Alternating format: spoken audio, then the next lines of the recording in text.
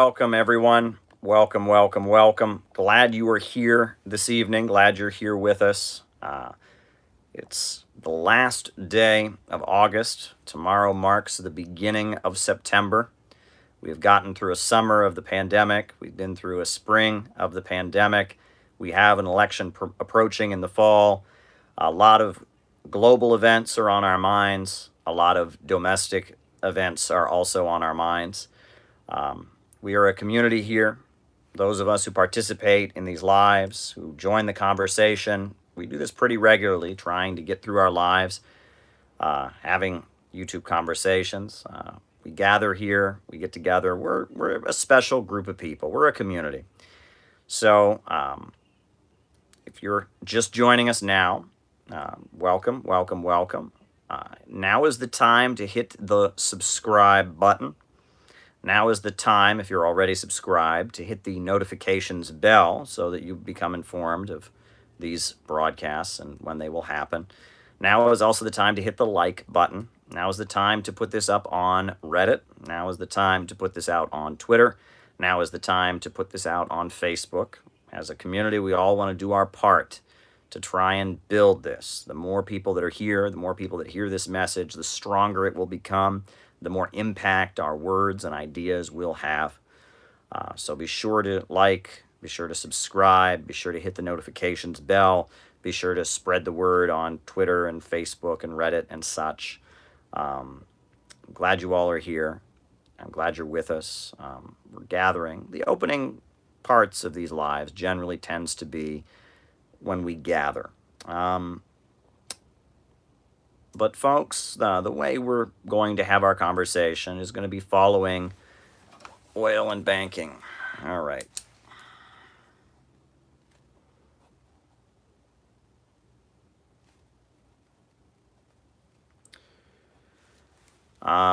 Folks, the way we've been doing our lives lately is we've been having the opening remarks, and the opening remarks have then been followed by a roll call where I shout out everyone and where they're from, and we get a sense of who's here.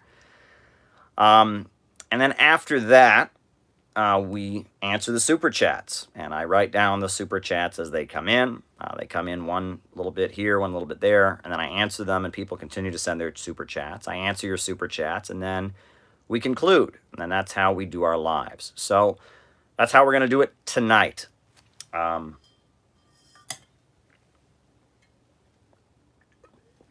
So with no further ado, I might as well just jump into it. Folks,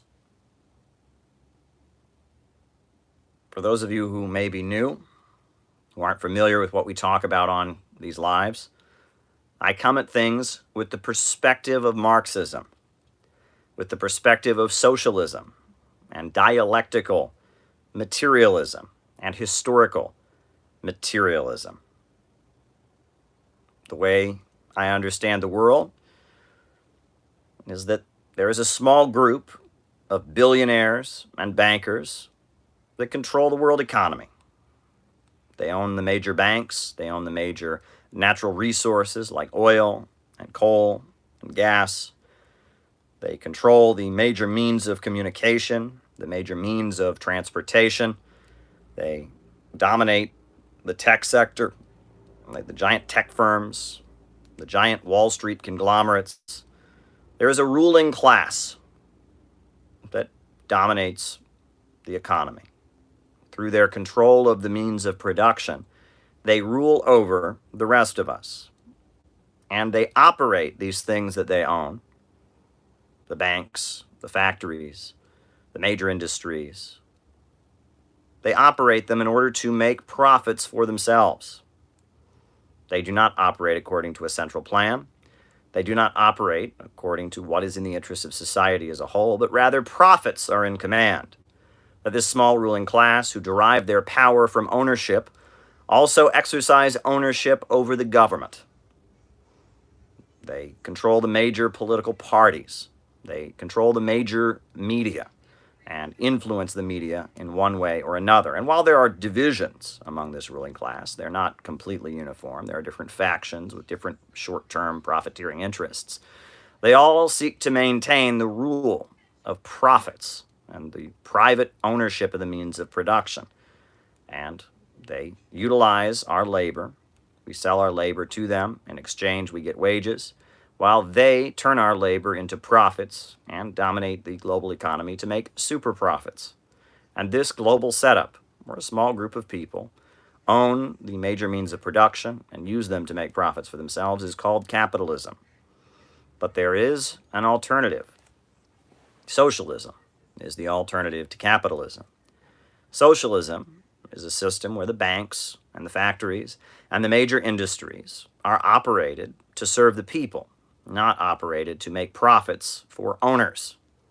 Socialism is a planned economy in which the means of production function in order to serve public good and not profits, and that socialism can only be achieved by establishing a government of action. East Germany.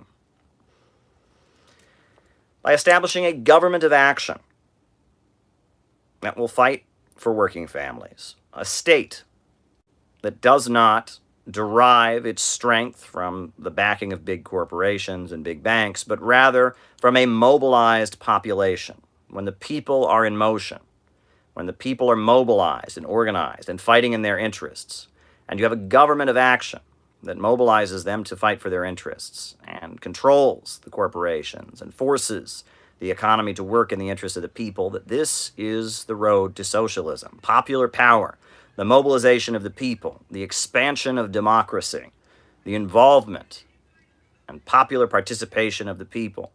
This is the road to socialism. That when the people awaken and begin to be active and begin to be aware of their own interests and begin to resist the wishes of this ruling class and begin to fight for their own interests against the profiteering bankers and billionaires that rule the economy, that this is the beginning of socialism.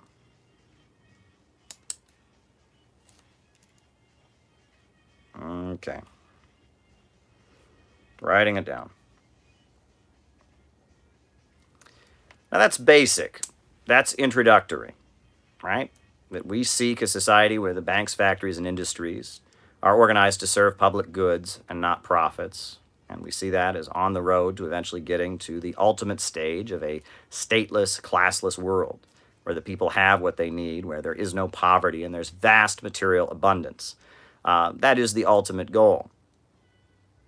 But this opening remark, these opening comments that I want to make tonight, will focus not so much on making the case for socialism, not so much deriding capitalism and talking about the evils of capitalism, but rather on talking specifically to the socialist movement and what we can do in these times that we are living in. We are living in a period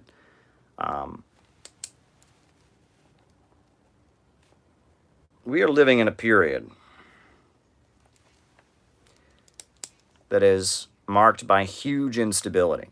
Capitalism is moving in a dangerous direction. The rate of profit is dropping, unemployment is rising, there's a climate crisis on the horizon, there is a bad situation facing our young people, the rate of suicide is very high, the rate of drug addiction is very, very high, living standards in the Western countries are dropping. This is a very bad situation. So what knowledge from the history of the socialist movement can we apply to our time? And how can we apply it in order to effectively get ourselves out of this crisis? What can we do? What can we possibly do to get from capitalism to socialism? And how can we do so effectively? All right, third party. How can we mobilize effectively? Well, folks, the main theme of my presentation tonight, my opening remarks, is going to be ultra-leftism. What is ultra-leftism? What is it? Why do we oppose it? Where does it come from? What are things that people call ultra-leftism that are not ultra-leftism? How is it that right opportunists will label people ultra-left in order to push people in a negative direction? What is ultra-leftism? Folks,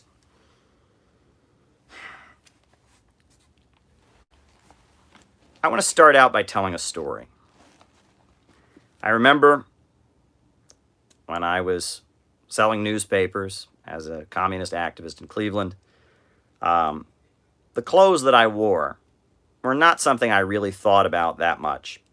I grew up a small town in Ohio, and there was kind of an attitude that men in particular should not be concerned about how they dressed, right? That was more of a woman, feminine kind of thing. Guys shouldn't be doing their hair in the mirror. Guys shouldn't be trying on different outfits. That wasn't masculine behavior. That it was not manly, right? That men should not be deeply concerned about clothing. That was kind of the attitude that I grew up with in my small town and my family and such. So I didn't really think that much about how I dressed. I mean, I had certain clothes I would wear. I wore a nice suit and tie when you went to church on Sunday morning. If you went to a wedding or a funeral, you might dress nice. On other occasions, you'd wear jeans and a t-shirt. You just didn't pay that much attention to how you dressed, right? You didn't want to dress too sloppy, but you didn't want to dress too fancy either. You just wanted to just have a kind of a normal jeans and a t-shirt, sneakers, they didn't call them that, tennis shoes. That was the normal way you dressed, and you didn't think too much about it. That was just how people dressed, and that was how I dressed, and that was that. I remember one group that I was around when we used to sell communist newspapers on the street. We had political t-shirts we would wear. T-shirts that were like symbol, I think we had ones that like Bush wanted for mass murder or something like that. We would wear that. I never really thought too much about it until there was a friend of mine who was in this political group I was in. And he got a job with the SEIU, the Service Employees International Union, SEIU. And I remember he was complaining about his new job with this labor union. And he said, they make me wear a suit all the time. They make me wear a suit all the time. And this is not good. This is not working class because when I go to talk to my union members that I work with, I'm wearing a suit.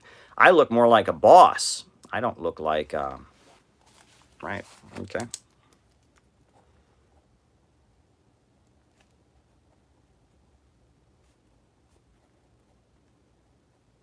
He said, I look more like a boss. I don't look like an average person when I put on a suit and I go to try to talk to people in a factory. And he just didn't like it. He didn't like the idea of wearing a suit to do his job as a professional union organizer working for the SEIU. I remember thinking about that. And then I met another older guy, an older socialist, and he told me an interesting anecdote. He told me about how he recalled at one point when he was selling socialist newspapers, they would go to downtown Cleveland. And they would go to the area where some of the nicer bars and restaurants were, and that people from working class neighborhoods in downtown Cleveland would go and celebrate on a Friday night. They'd go to a fancy restaurant, they'd go dance at a club, they would go to, nicer places. And folks who worked in factories, Cleveland used to have vast industry in the 1970s and 80s, garment factories, stamping. They had a metal stamping facility. There's the steel mills. You can look down by the river, the big steel mills, and that a lot of working class people who worked in industry would go and party Friday night, bars, restaurants, and whatnot. And this socialist group used to sell their newspaper there. And there were two different socialist groups that used to sell their newspaper on this corner in Cleveland. And that one of these socialist groups would show up in flannel shirts that were ripped, in jeans that were ripped, and they thought that by looking as ripped up and unkempt and not well groomed as they possibly could, that this was more working class. And so there'd be working class people in Cleveland who would be on, it'd be Friday night, they're out with their girlfriend or whatever, and they're enjoying Friday evening. They would see one of these college-aged Trotskyites walk up to them with their gnarly, ripped-up jeans and all of that. And they would look the other way. They didn't want to see them. This was Friday night. This was their night to spend their paycheck. This was their night to celebrate. This was their night to let off some steam. And they took pride in looking nice on Friday night when they went out to work. And they didn't particularly have any desire to engage with some college kid in gnarly ripped up clothes. But this other socialist group, they put on a nice jacket. They didn't have a tie, but they, had a nice jacket. And people took them more seriously. Another story that I heard, this was told to me, was that among people of color, there's a joke about white people. They joke that, how do you tell how rich a white person is the joke. And the answer is by how badly they are dressed. And there's a lot of truth in that, right? That wealthier, middle-class people tend to not pay attention to their physical appearance, especially younger college students, whatnot.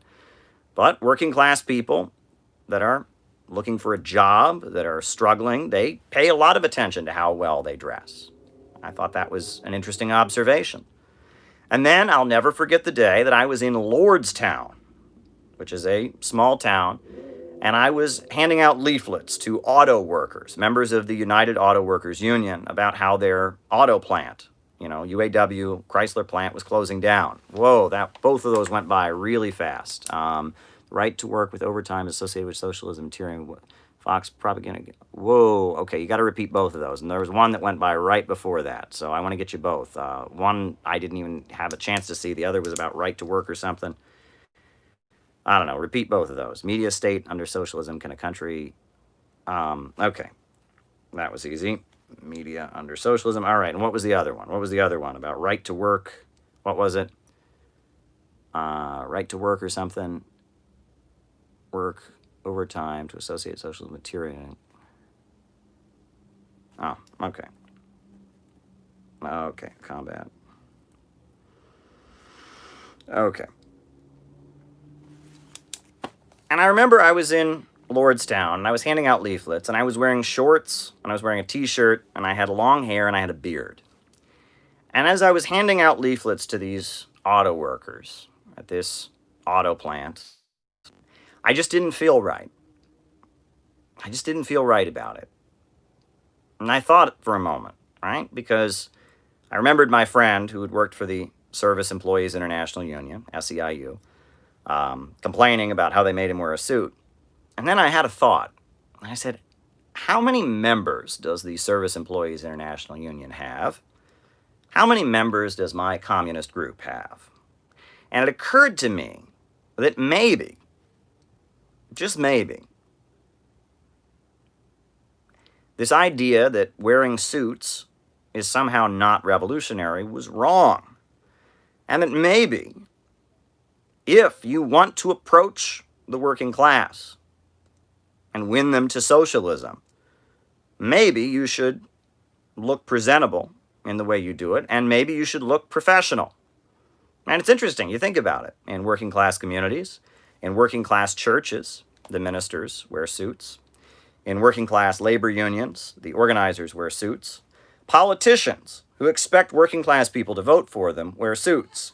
But yet, young anarchists and Trotskyites and social democrats and activists dress as gnarly as they possibly can, ripped up clothes and all of that, because they think it's revolutionary.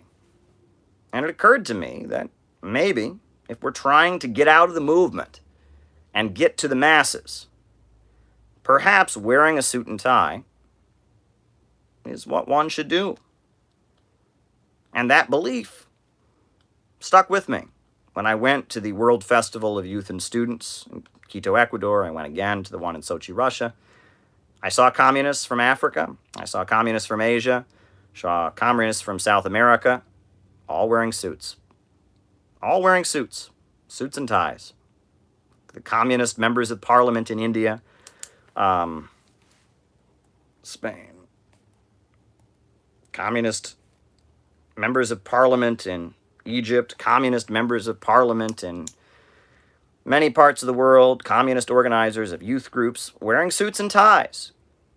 And that maybe this way that the left conducts itself in the United States, where we don't wear suits, Abby Hoffman, or I think it was Jerry Rubin, would say, I don't wear a suit. The suit is the uniform of the oppressor. People who wear suits and ties bomb and kill millions of people all over the world. I will never wear a suit.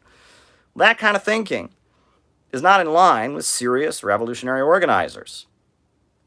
And that kind of thinking, I came to understand, was a manifestation of ultra-leftism. And probably the greatest confirmation of it that I ever received was when a student I was working with, there was a student group that I was kind of mentoring and cooperating with called Students and Youth for a New America. And they were invited by the Venezuelan government to come to a ceremony at the United Nations. And they were obviously not the only socialist group that was invited. This other socialist group, which I will not name, was also invited. So they went to the United Nations, one of my proudest moments.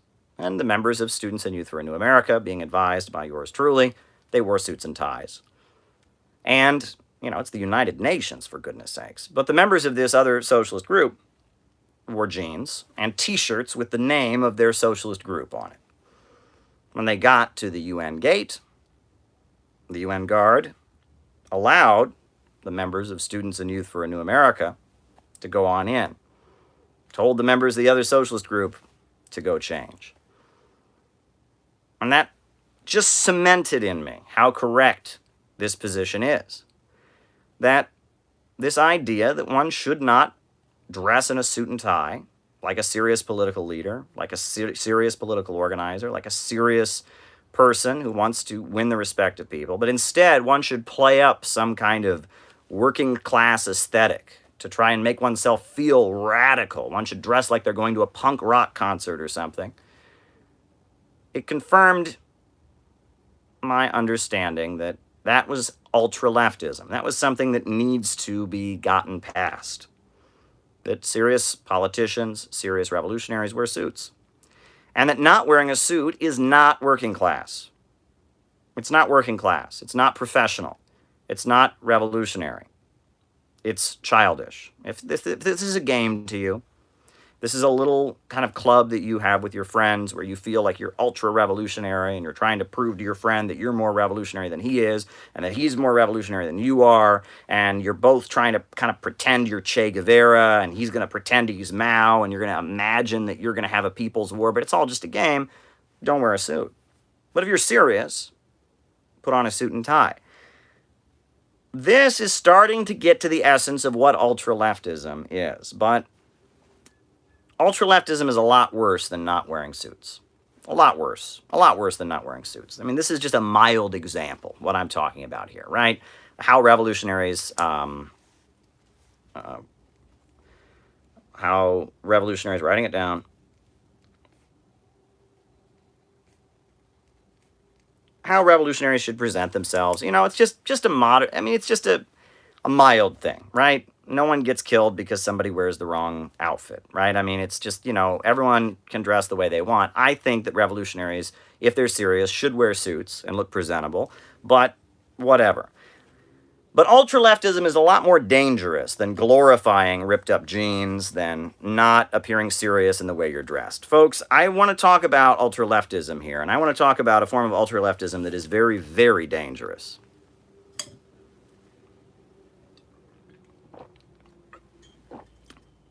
Folks, in the 1970s, in China, an ultra-leftist faction, a faction that was preaching an ultra-leftist distortion of revolutionary Marxism called the Gang of Four, took power in China.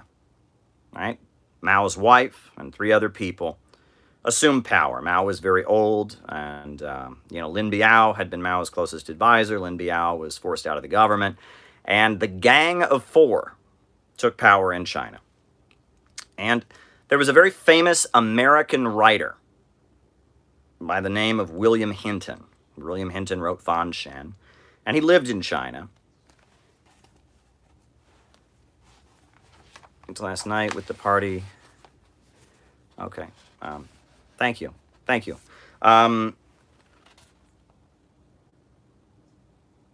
William Hinton lived in China, American writer, and he gave an interview to a communist newspaper in the United States explaining China's worldview at the time that it was run by this ultra-leftist faction, the Gang of Four. This is what he said. This is in Guardian newspaper, 1976. This is William Hinton explaining China's worldview. When asked about war, can a third world war be prevented? Thinking in China, Hinton observes, it's that short of revolution, the USSR and the USA having a third world war is inevitable. Then the question was raised, how soon do they think this war will break out? The thinking in Beijing seems to be in 3 to 5 years, war is unlikely, but in 10 years, it is a possibility. If one thinks in terms of 30-year period, by the time that elapsed since World War II, it is likely to be sooner rather than later. Another 30 years without World War is impossible. Does World War mean nuclear war? Is the next question they ask him. And he says, not necessarily. The feeling is that a major world war might be fought with conventional arms, but even a nuclear war will not destroy mankind. He then says, he quotes Mao, saying, mankind will destroy the bomb will not destroy mankind.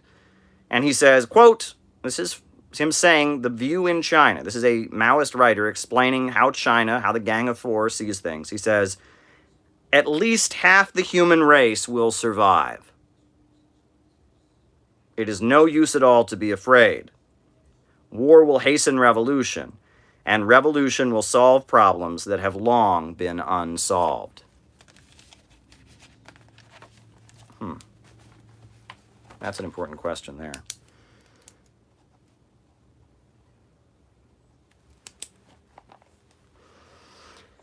Folks, the feeling in China, under the leadership of the Gang of Four, was that a nuclear confrontation between the United States and the Soviet Union was very likely. Within 30 years, it was almost inevitable. That was their feeling, that a nuclear war was going to happen, and that would be a good thing because it would hasten the revolution, and at least half of humanity would probably live through it. That's insane thinking. That is insane thinking. Why would anyone who's a Marxist think that way? I mean, how in the world could one think that nuclear war between the United States and the Soviet Union was inevitable and probably necessary? I mean, that is not a revolutionary Marxist view. That is a pessimist view. And see, the thing is, Marxism, in its essence, is an optimistic ideology. Marxism sees history speeding forward like a train. The contradiction is class struggle, and the contradiction of class struggle is driving history forward. And human beings are marching toward a higher mode of production, a more efficient way of producing goods. They are eliminating poverty. They are raising people to higher living standards. And capitalism has become an impediment in humanity's struggle to advance. And so capitalism will be overturned and replaced by socialism, which is a much more efficient way of organizing the economy. And socialism will eventually lead to communism, a world with so much abundance and so much prosperity that eventually people will be able to just kind of take what they need and do what they feel like doing. Technology will have advanced so much that poverty will be eliminated, scarcity will be eliminated, and people will be able to get to a world without coercion. Right? That is the ultimate vision. So why would anybody who believes in an ideology that is fundamentally about raising living standards,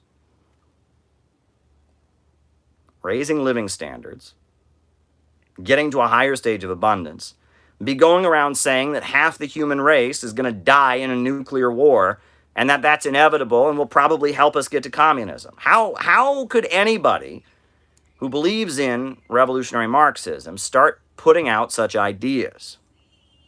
Right? Thank goodness Deng Xiaoping eliminated the Gang of Four, removed them from power, and got China back on the road to economic development. But who in the world would start preaching that nuclear war was inevitable and that half of humanity would die? What in the world? What in the world? What in the world? In the world could drive people to think that that was Marxism? Well, the basis of ultra-leftism is not thinking we can really win. That's really what it's all about. If you don't really believe we can get to socialism, why put on a suit?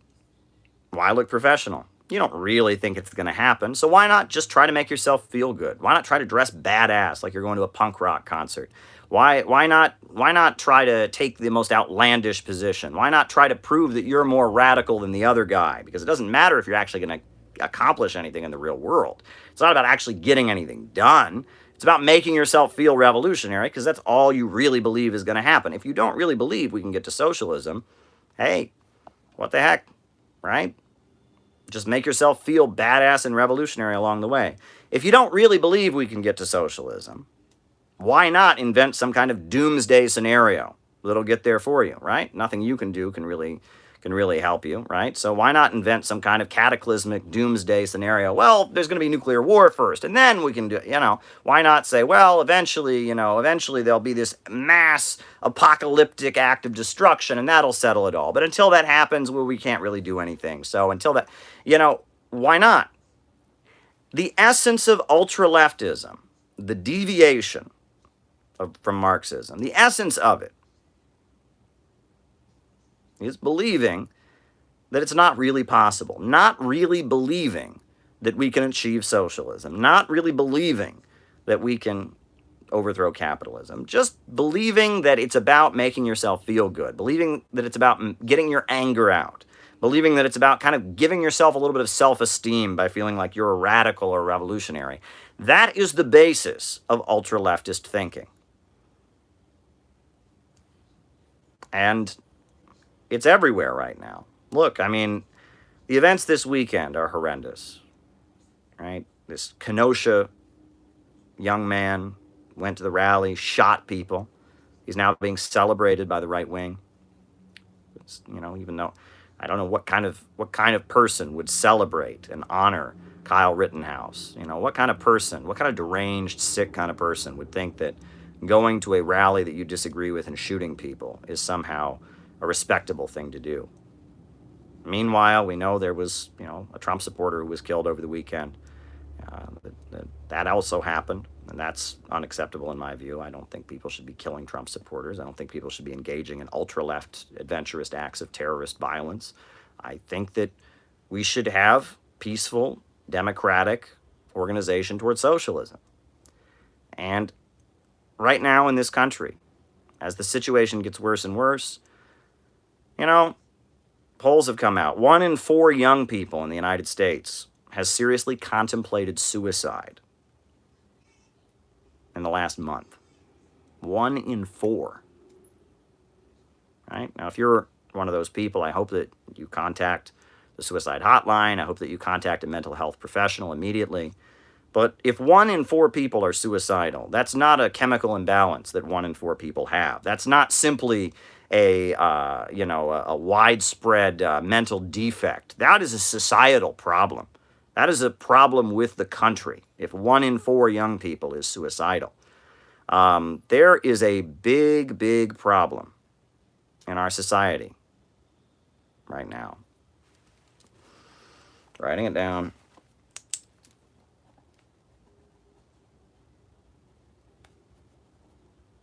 There is a big, big problem.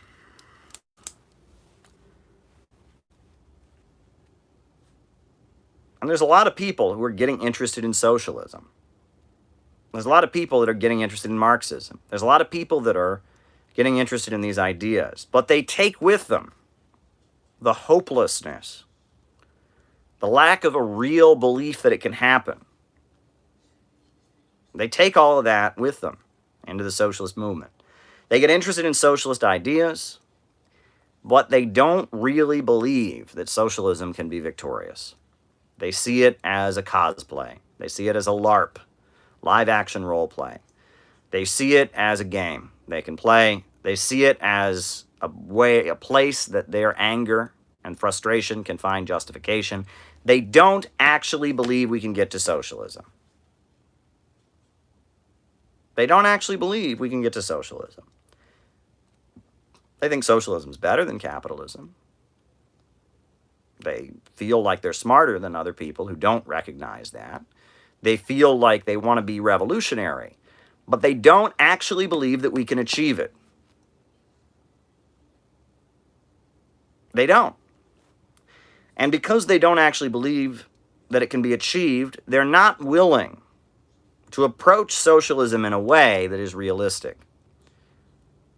Now, Lenin wrote a great book called Left-Wing Communism and Infantile Disorder. And it was about this kind of thinking within his own time. He wrote the book in 1921, I believe, just after the Russian Revolution when they were organizing the Communist International.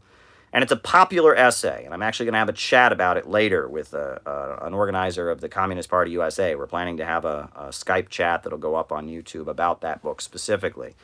But you read this book, Left-Wing Communism and Infantile Disorder by Vladimir Lenin, and he specifically talks about these various revolutionaries from around the world who liked the Russian Revolution because it succeeded, because it overthrew capitalism, but they were unwilling to learn the lessons that the Bolsheviks, someone called in the modes, whoa, repeat that, someone called into the, repeat. What was that? Someone called into Moats from Wisconsin. What was that?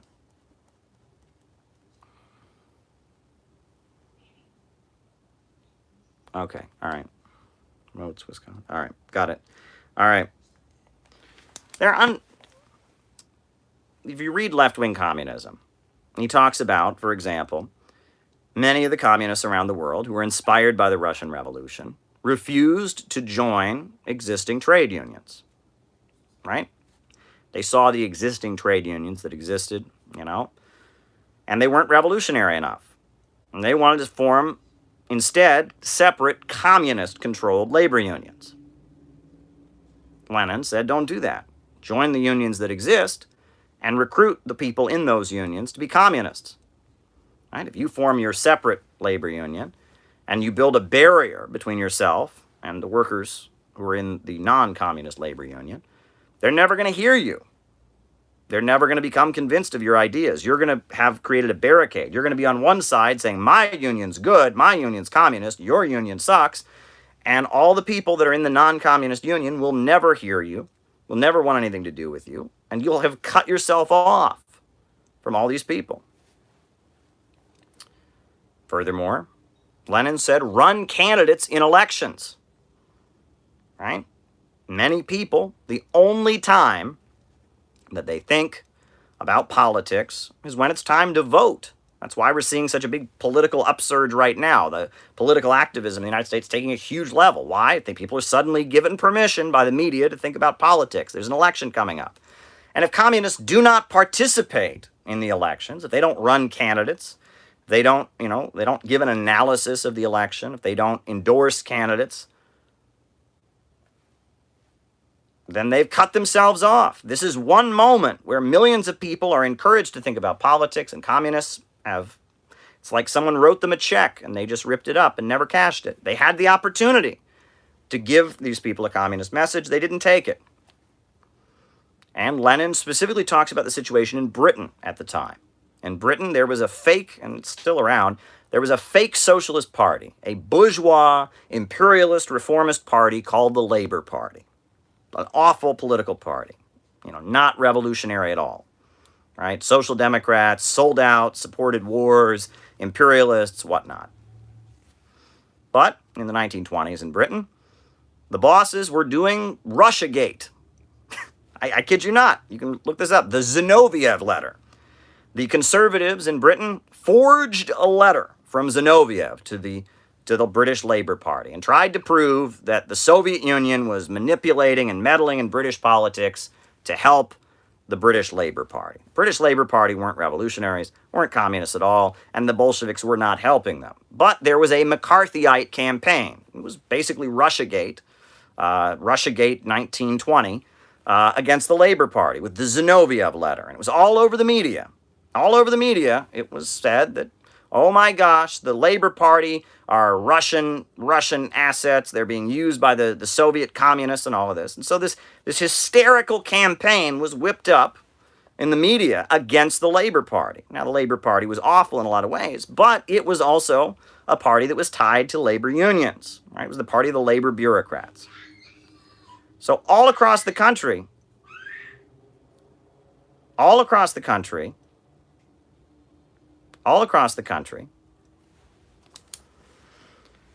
I see that. All across the country, people in Britain were going out and organizing and fighting to protect the Labour Party. And in that situation, Lenin said, it's probably a good idea that the communists endorse the Labour Party because so many workers are facing this McCarthyite campaign, this hostile campaign of McCarthyism. It's probably a good idea to go out and show some solidarity. We know that the Labour Party is awful, but if we don't stand in solidarity with the Labour Party, right? If we don't stand against this McCarthyist, anti-Soviet, anti-communist, anti-socialist campaign, the workers aren't going to hear us out. And Lenin said, we will support the Labour Party in the same way that a rope supports a hanged man, meaning that they will support the Labour Party in order to destroy the Labour Party, and that it was necessary for the communists of Britain to support the Labour Party against the hysterical Zinoviev letter, anti-Bolshevik, anti-Soviet, anti-communist hysteria. It was necessary. It was necessary to support the Labour Party. That was Lenin's argument. And it was basically, the thrust of what Lenin said was that at no point do you want to put up an unnecessary barricade between yourself and the working class. Never. Never do you want to put up an unnecessary barricade between yourself and the working class. The point is to win workers to socialism. The point is not to make yourself feel like you are the most revolutionary. The point is not to make yourself want to be able to point to somebody else and say, you're a phony, I'm the real revolutionary. The point is to actually win. The point is to actually get to socialism. That's the point. That's the point. And in order to do that, you need to not build unnecessary barricades between yourself and the workers. For example, religion. Many workers are religious. I'm religious. And this kind of long-standing division between Marxists and people who believe in religion needs to be broken down. Gus Hall, the leader of the Communist Party USA, he used to say, the war is not with God, it's with the bourgeoisie. Patriotism, right? Communists have no desire to hurt the people of the United States, no desire to make life worse in the United States. In fact, the road to socialism is a road of improving the lives of people here in the United States. So why put up an unnecessary barricade? Why tell a worker, you cannot be religious and be associated with the revolutionary Marxist movement? You cannot love your country and be associated with the Marxist movement? Why build an unnecessary barricade between yourself and the working class? Why? Why do that? Why do that?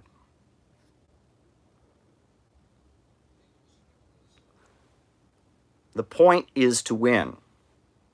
And the way to win is to build political infrastructure, to build organizations, to build communities, to build unemployment councils, to build labor unions, to build community assemblies, to build political infrastructure, to build groups of people coming together to actually get things done. And doing that means talking to people with whom you disagree. It means entering strategic alliances with people with whom you disagree. It means joining into organizations with people with whom you disagree. It means sometimes endorsing candidates that you don't agree with. Folks, I'm telling you that if you actually believe we can actually get to socialism, you act very differently than most people on the internet these days are acting. Right? Now, I just want to end by saying, I'm critical of ultra-leftism. We all know about ultra-leftism. Cancel culture, a lot of the memes that go around, a lot of that is ultra-leftism. And again, it's rooted in the belief that we can't actually win. But I will say that there is a lot of very good criticism of ultra-leftism going around the internet these days. And I like it. I mean, I listen to it. Julia Nagel, I think she had a good critique of it. George Galloway has raised some good critiques of it. There's a lot of really good pushback against this ultra-left internet culture, and that's good. However, there's one strand of thought. There's one particular strand of thought that some who are critical of ultra-leftism will raise. That, I think, is wrong. And that strand of thought is this. They say, don't be a fanatic. Don't be a fanatic. They say, all things in moderation. Got it. Capital back in Biden.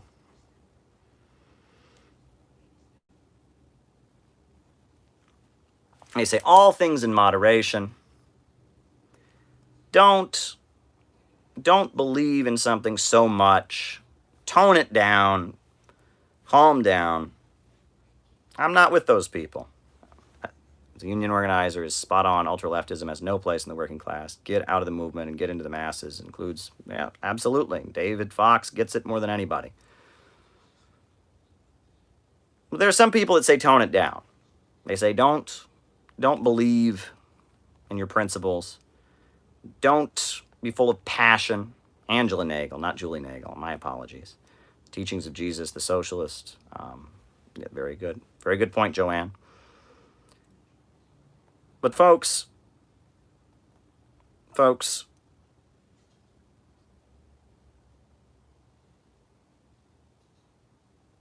I disagree with those who would say don't be passionate. I think there's a room for passion. I think there's a room for dedication. I think there's a room for people who give the whole of their lives. I think there's room for people that want to fight like hell for a new tomorrow.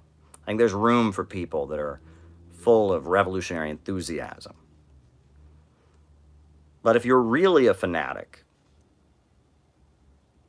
you want to get it done for real. You want to get rid of these hang-ups. It's not just a LARP. It's not just a fun way to dress. It's not just a fun game on the internet. It's something that actually matters. And if you actually believe we can get to socialism, you're willing to make compromises. You're willing to make alliances. You're willing to stand arm in arm with people with whom you might not agree. You're willing to think about these things with depth. You're willing to try to get out of the movement and get to the masses. If you're really a fanatic, you'll want to do that. There's nothing wrong with being a fanatic. Folks, if you had a heart attack, you were being rushed to the doctor in an ambulance, I doubt there'd be anyone who was in that ambulance saying, "Oh my God, when I get to the hospital, don't give me a fanatic doctor. Get me a normal doctor. Get me a doctor who got mediocre grades in medical school. Get me a doctor who maybe he's drunk sometime." No. if you're on your way to the emergency room, you want to be treated by a fanatical doctor. You want to be treated by the best possible doctor ever. You want to be treated by somebody who knows more about human anatomy than anybody, somebody who's done surgery so many times that there's no doubt that they will save your life. When you are in a wreck, when you are in a situation of desperation, you want a fanatic. You want a fanatic to get yourself out of the crisis. That's what you want. You want a fanatic. You want someone full of passion. Well, I think there's room for that.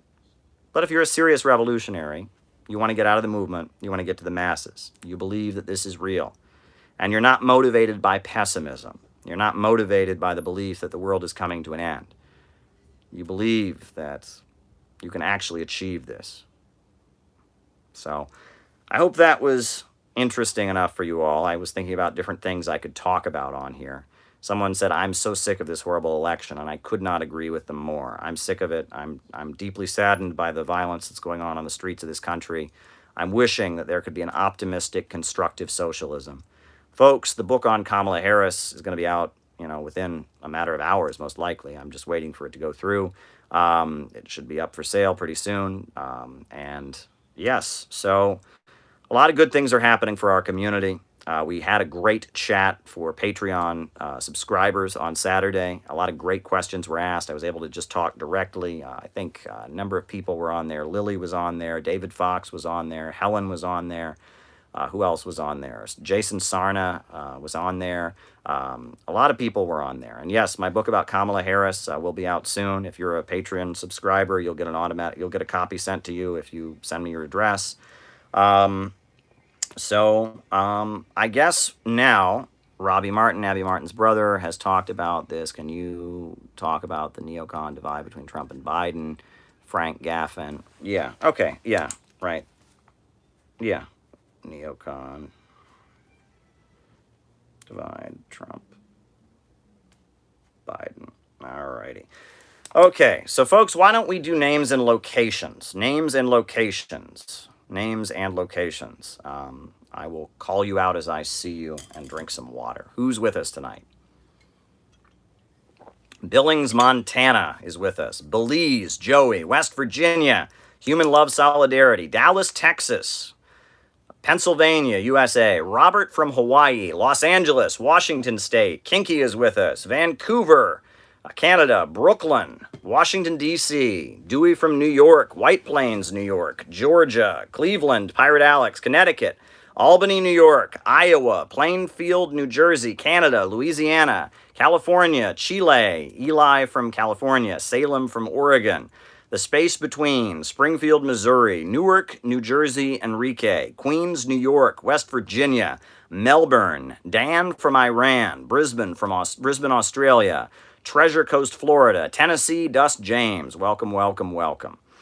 Treasure Coast, Florida, Jasper, Texas, Ithaca, New York, Michael, Earth, Mexico City, Belfast, Ireland, Amsterdam, the Netherlands, Cincinnati, Ohio, Oakland, California, Jack Dundee, Long Island, New York, Rick Port, Bendigo, Australia, Naples, Florida, Austin, Texas, Las Vegas, Dayton, Ohio, Melbourne, Australia,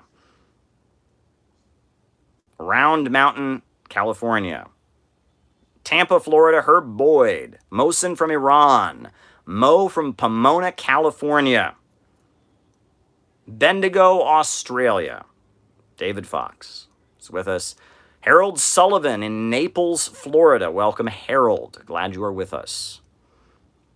Glad you are with us. Mogan from California. Heathrow, Spencer Richards. I don't even know how to say that. In Hawaii. David, Italy. Los Angeles, California.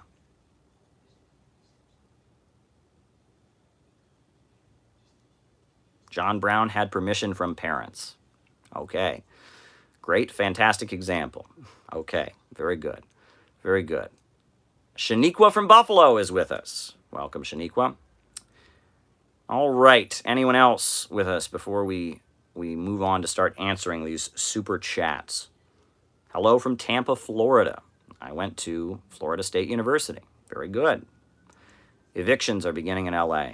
Wow. Great stream, Caleb, says Harold Sullivan. Glad you liked it. Glad you liked it. I wanted to just kind of put my thoughts together about ultra-leftism. ILWU Local 13 in Wilmington, California is with us.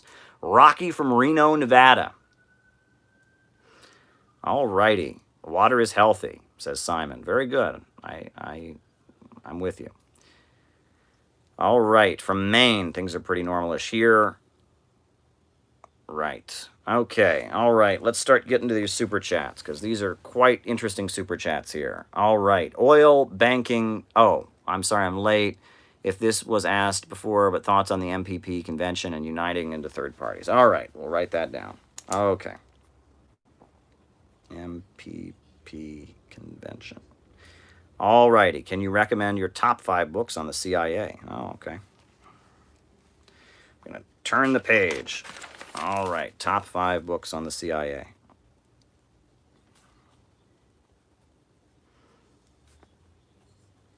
Okay.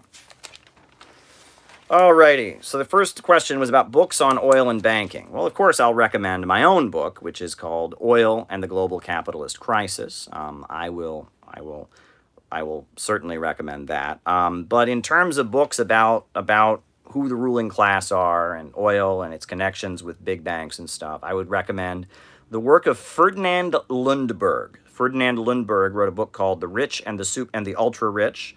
He wrote a book called Rockefeller Syndrome, which is very good, which talks about the Rockefeller family and their political influence. Rockefeller Syndrome. Ferdinand Lundberg is very, very good. There's also an interesting historian who was kind of a mentor to Bill Clinton. His name was Carroll Quigley. And he documented the influence of what you can call the Eastern establishment, of the pro-British wing of the American ruling class, Carroll Quigley. And he was an advisor, a personal advisor to Bill Clinton. He wrote a book called the Anglo-American Establishment, which is very good, and it talks about that Eastern establishment and such. So I would recommend that as well. But there's a number of books that talk about this. One book that I've learned a huge amount from is called The Yankee and Cowboy War. And it was written by Carl Oglesby, who was a leader of Students for a Democratic Society, and it's his analysis of the political divide during the 1960s. I actually would recommend a very, very important book called Market Elections by Vince Copeland. Vince Copeland was a Workers' World Party leader, former Broadway actor, and he wrote a book on the history. It's the history of elections in the United States and the different divisions within the U.S. ruling class. It's called Market Elections. That's also very, very good. And it talks about the ruling class and the divisions, right? And there's a lot that's been published on these questions. Who are the ruling class? Who are the different factions among them? What do they want? Surprisingly, I don't agree with libertarians' goals, but a lot of libertarians have pretty good understandings of who is who in the ruling class. There's a lot of, documents written by libertarian types for example, that book I mentioned, Yankee and Cowboy War. The Yankee and Cowboy War, it has an endorsement from one of the big libertarians, even though it's a socialist book. It's got an endorsement. I can't remember which big libertarian it is. Murray Rothbard endorses it. And Murray Rothbard, now again, I don't agree with Murray Rothbard's ideology, but a lot of these libertarians do kind of understand who the major players are in the ruling class. They just think that the ones they don't like are communists or something, but they understand the divisions. But there's a lot of very good stuff. Carroll Quigley, Vincent Copeland, Ferdinand Lundberg. There's a lot of very important writing on this topic. And it's something we should all be talking about. And Silicon Valley and the rise of Silicon Valley has certainly played a role in all of this. I mean, it was the CIA Rockefeller faction that got Silicon Valley going. And they currently align with Silicon Valley, and that's Jeff Bezos and Bill Gates and all of that. And they have about the same view. They're kind of like the new Rockefellers, you could argue. They're a kind of an expansion of that Eastern establishment faction, that big oil New England faction that's in with American intelligence and has a more liberal worldview. So yeah. No, I'm not gonna, no Dugan questions, and obviously if someone puts something in the chat that's like, I mean, if you put like racial slurs or something that's gonna like try to incite me or get me to say something back, I'm not gonna respond to that, right? I mean, I will respond within reason, okay? But, yeah, if you're gonna play games, I don't do that. Like I said, I made the rule no Dugan questions. Within reason, I'm not going to answer certain questions. And I'm not going to repeat, just because you type it out, I'm not going to necessarily repeat it. I'll give you an answer, but I'm not necessarily going to repeat it. But I ignore trolls. That's my policy. Why were people trying to get out of East Germany? Well, here's the thing. I actually made a video on this that I recommend you check out. It's called If You Really Understood the Berlin Wall, You Would Be Angry. Because the reality is that, living standards in East Germany did increase for the majority of the population. Just go and watch that video. I would just tell you to go and watch that video. Because we have this, this thing called brain drain in the United States, where we, instead of, training our domestic populations, we have an awful educational system here. It's a joke. It's horrendous. Lowest test scores of the industrialized world. It's like an embarrassment how bad our educational system is. But that's all okay, right? Because we can just steal all the smartest people from the developing world. And it hurts the developing world because, the doctors and scientists and engineers of countries like China and India and Russia and places like that come to the United States. And it's bad for us because we don't get an educated population here. Our education system falls apart. It's bad for the developing world because they don't have the engineers and scientists and doctors that they need. Brain drain is a very, very bad policy. Brain drain is a big policy, is a big problem globally. And I think that if you look into what went on with the Berlin Wall, most of the population in East Germany was not trying to flee over the Berlin Wall and get out. I think that there was an effort by the United States government to court the intellectuals. I haven't been following that election, Mr. Jonathan. I'm sorry. I can't give you an answer to that. But check out the video. I get into it in more depth there because it fits in with stuff that should make every American angry. And this narrative that we have about the Berlin Wall, it's a huge, huge, huge oversimplification, right? This idea that East Germany was just pure hell and everyone was trying to flee to get out because it was just so awful. So they had to build this wall to keep everyone in because the evil commies just want to keep everybody in. Come on, folks, come on, right? And that's what most Americans believe. That is not the situation. Was the Berlin Wall a good thing? Probably not. I would not have made that decision. They called it the anti-fascist protection wall. But if you look at the reasons why it was ultimately built, just watch the video I made. What does Russia do with oil and gas profits? Well, they use them to stimulate their economy, largely. I mean, a lot of the Russian domestic industries get subsidies from the state oil revenue. The Russian population is provided with health care. They have a national health care service there. There's a lot of investment that goes on. I mean, they've used the oil profits, for example, to reboot their agricultural industry, right? With Russian state government subsidies, they have just boomed their agricultural sector, right? I mean, they are having bigger crop turnouts than they've ever had before, right? New farms are opening up all over Russia. That's one thing they've done with it. They built a lot of roads. They've built a lot of schools. Is there corruption in Russia? Absolutely. I mean, could the wealth be used in a more social democratic way? I'm sure that's definitely possible. That was one thing the Communist Party argued in their election campaigns. They said that they felt like with the amount of oil revenue that the Russian government brings in, they should be providing more services to their population. And there are a lot of Russians who feel that way. And when they were doing something with the retirement age, I believe there was a lot of anger and outrage about that. And there's debate about it, right? And I'm sure that there's a lot of corruption there. And, I've been there, I've seen it. But that oil revenue has built up Russia. I'll tell you that much. When Putin restructured the economy of Russia to be centered around two giant state-controlled megacorporations, Gazprom and Rosneft, that was very much a good step forward. Okay.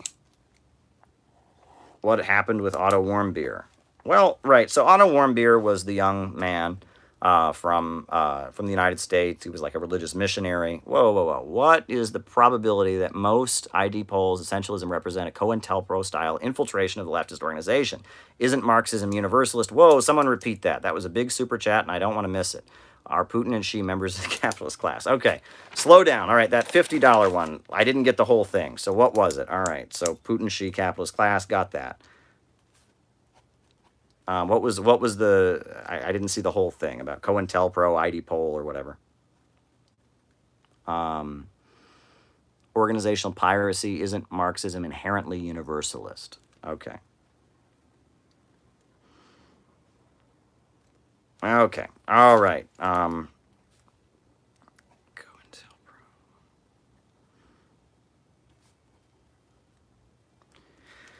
Okay. All righty.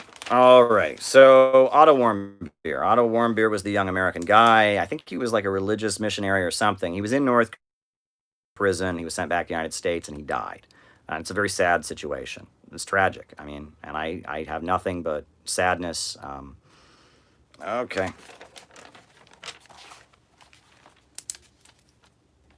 Writing it down.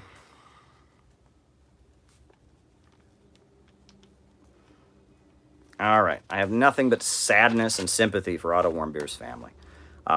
It's very sad what happened. And is it possible that the North Korean government, in the way they dealt with that situation, was completely wrong? I would say so. It's very possible that they completely were in the wrong there. And I don't know the details of the situation. I know they very rarely get to tell their side of the story. I'm telling you as somebody who follows anti-imperialist media and stuff, I haven't even seen their side of the story get promoted. Now, let's also remember the United States killed millions of people in North Korea during the Korean War. That also during the 1990s, the United States caused a famine in North Korea with their sanctions and the arduous March period. The United States wouldn't enable North Korea to have oil in order to get their food system going, and millions of people starved to death in the 1990s in North Korea. North Korea is forced to spend millions of dollars on its military buildup because it's under threat constantly, the constant war games and rehearsals for the destruction of North Korea by the United States. But, is it possible that North Korea was just completely in the wrong in that situation? Yes. My defense of existing socialism is not based on the idea these countries are infallible, that there's no corruption there, there's no bad things that are going on, there's no cruelty, there's no inhumanity, right? These things happen.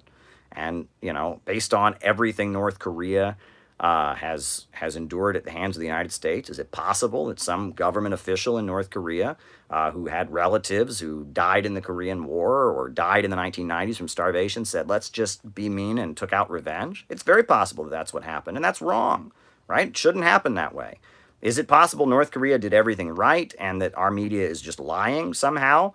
Our media has lied about plenty of other things. I don't know the specifics of the situation. The way it looks, he was in North Korea. He did something illegal. He stole a banner.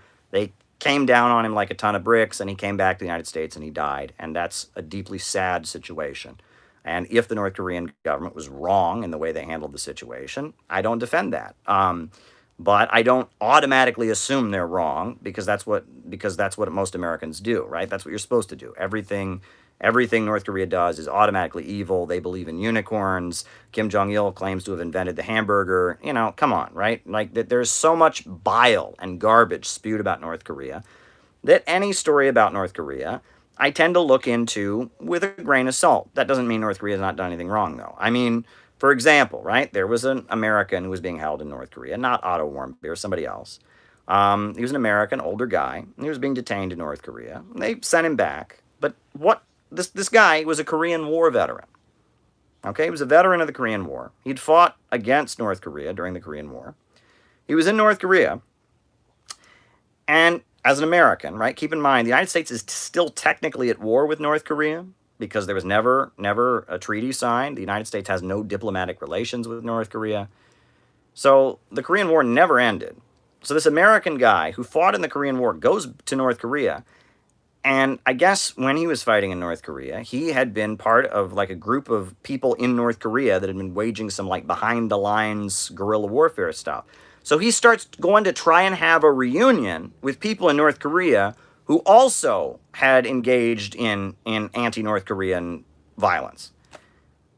I mean, I'm sorry. Do we think that, like, people, like, I mean, that would be like, somebody who was like one of the 9/11 hijackers, like, 50 years from now, he like flies back and he goes and tries to meet other people that might have been involved in the 9/11 You can't do that, right? It's like 3 to 4 million Korean people died in the Korean War. The United States is still technically at war with North Korea.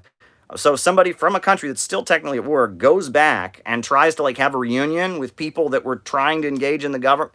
They're not going to tolerate that. They send him back to the United States.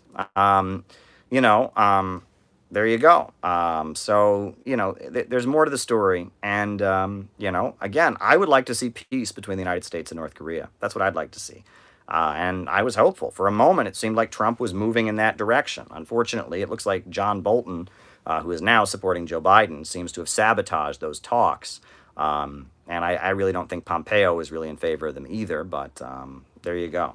Okay, third party in November. Well, not according to the U.S. Constitution, right? So the way the U.S. Constitution works,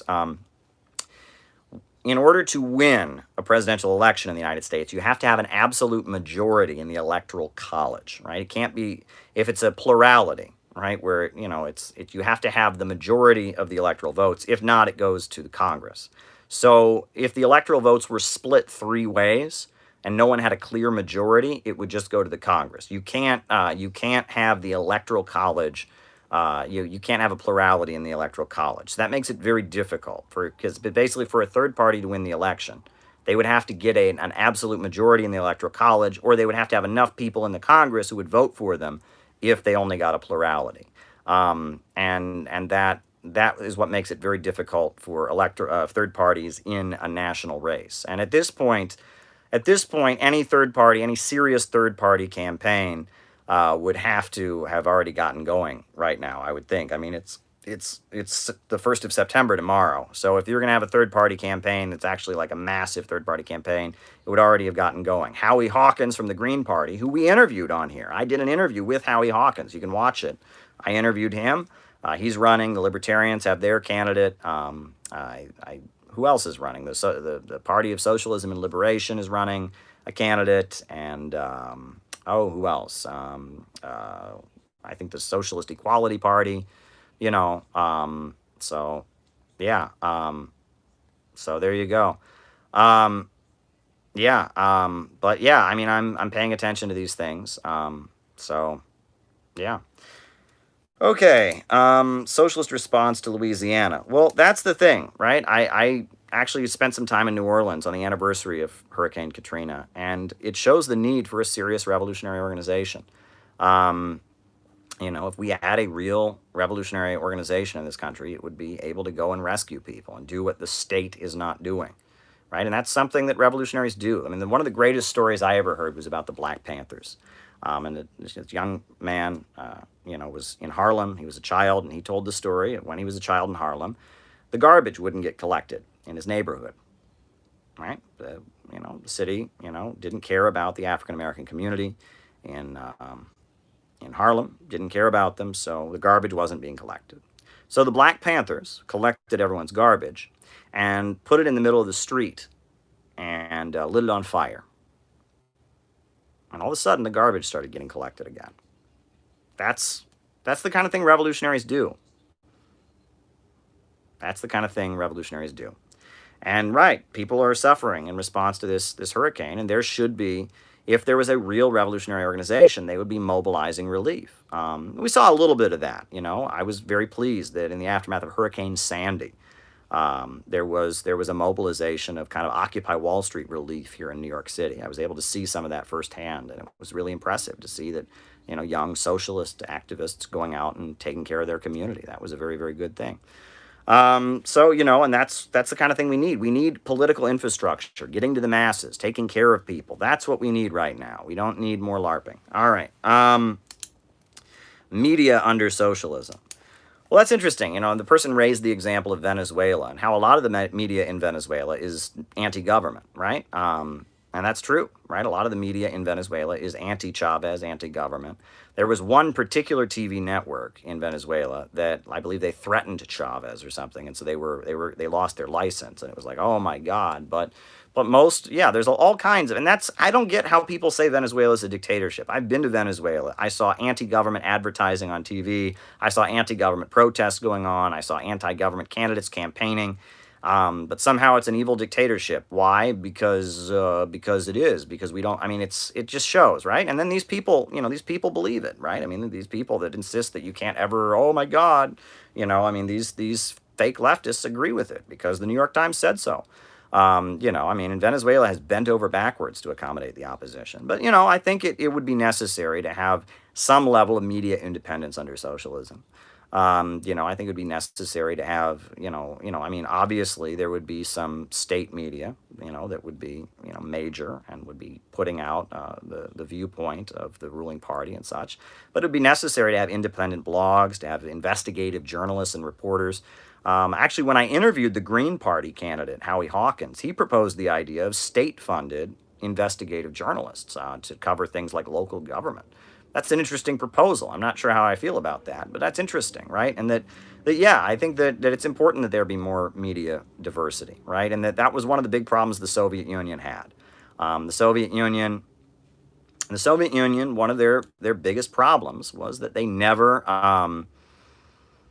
really allowed opposition, right? That if somebody disagreed with the Soviet government, they were either just ignored, or if it got to be to the point the state thought they were a threat, they went away, they were disappeared.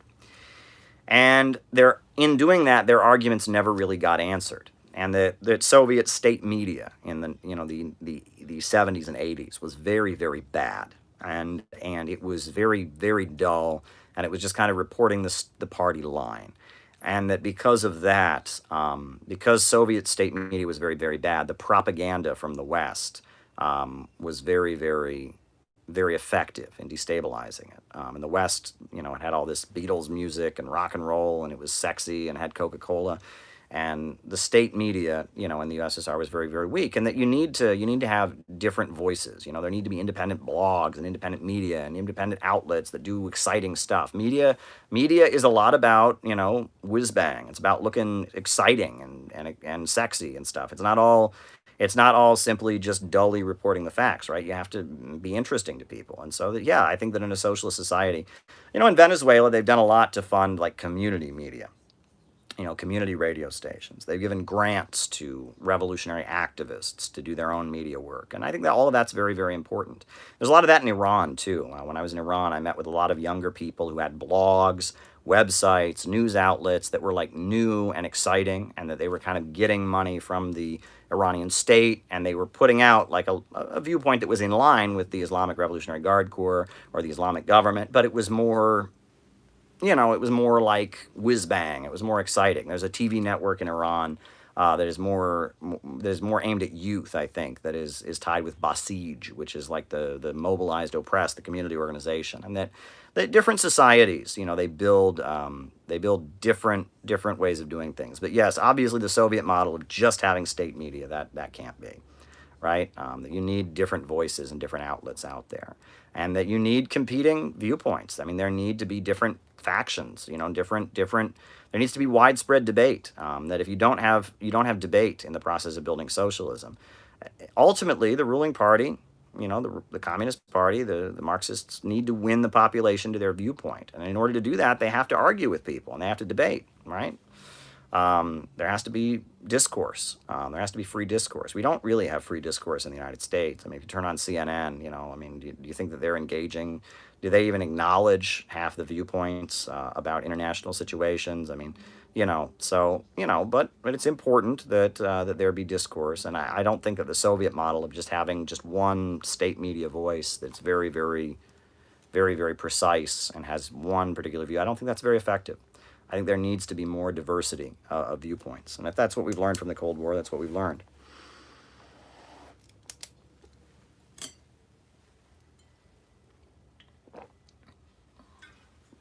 All righty. All right. How do we combat Fox News propaganda? Well, I think the main thing is that there needs to be a line of difference established between Marxists and liberals. The line of Fox News is that Joe Biden supporters are all communists, and Joe Biden is a communist. And that's a bunch of malarkey. And that there is a huge difference between Joe Biden and communism. and that working class people hate Joe Biden for very good reason, right? Joe Biden stands for a lot of things that they oppose. Well, if you equate the status quo with communism, people are going to move to the right when they're radical and revolutionary. And that's what a lot of folks don't get. That fight the right wing is not a revolutionary message, okay? That opposing the right wing on the basis of defending the status quo will not get us anywhere closer to socialism. And a lot of people do not understand that the liberals have failed and failed and failed, and they are disingenuous and they have lied, and that if our politics just seems to be, oh, well, we want the same thing Joe Biden wants, no one is going to take us seriously. And that the part of the reason a lot of people are turning to the right is watch the conventions. The right wing looks revolutionary.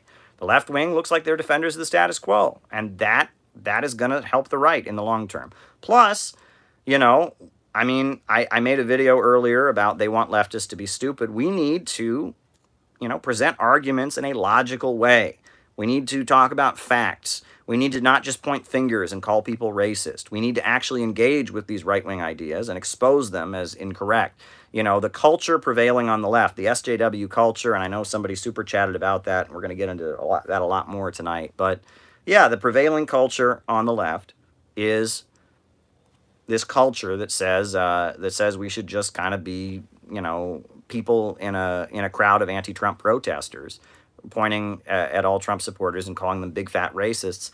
I mean, that's a recipe for failure. That is a complete recipe for failure. All right. Spain leftist infighting. Well, I don't know if this person is referring to Spain right now or Spain, during the Spanish Civil War. But Spain right now, just like every other Western country, the left is in a political crisis. It doesn't know what it stands for. There's the Communist Party of Spain. There's like the what is it called? There's like the Party of the Peoples of Spain.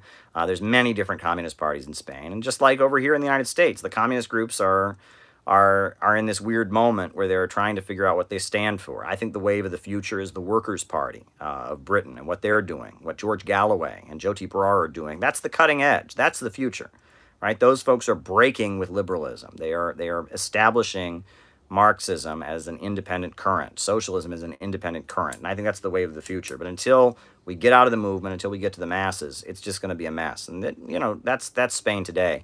During the 1930s, now the Spanish Civil War, that's a whole different story.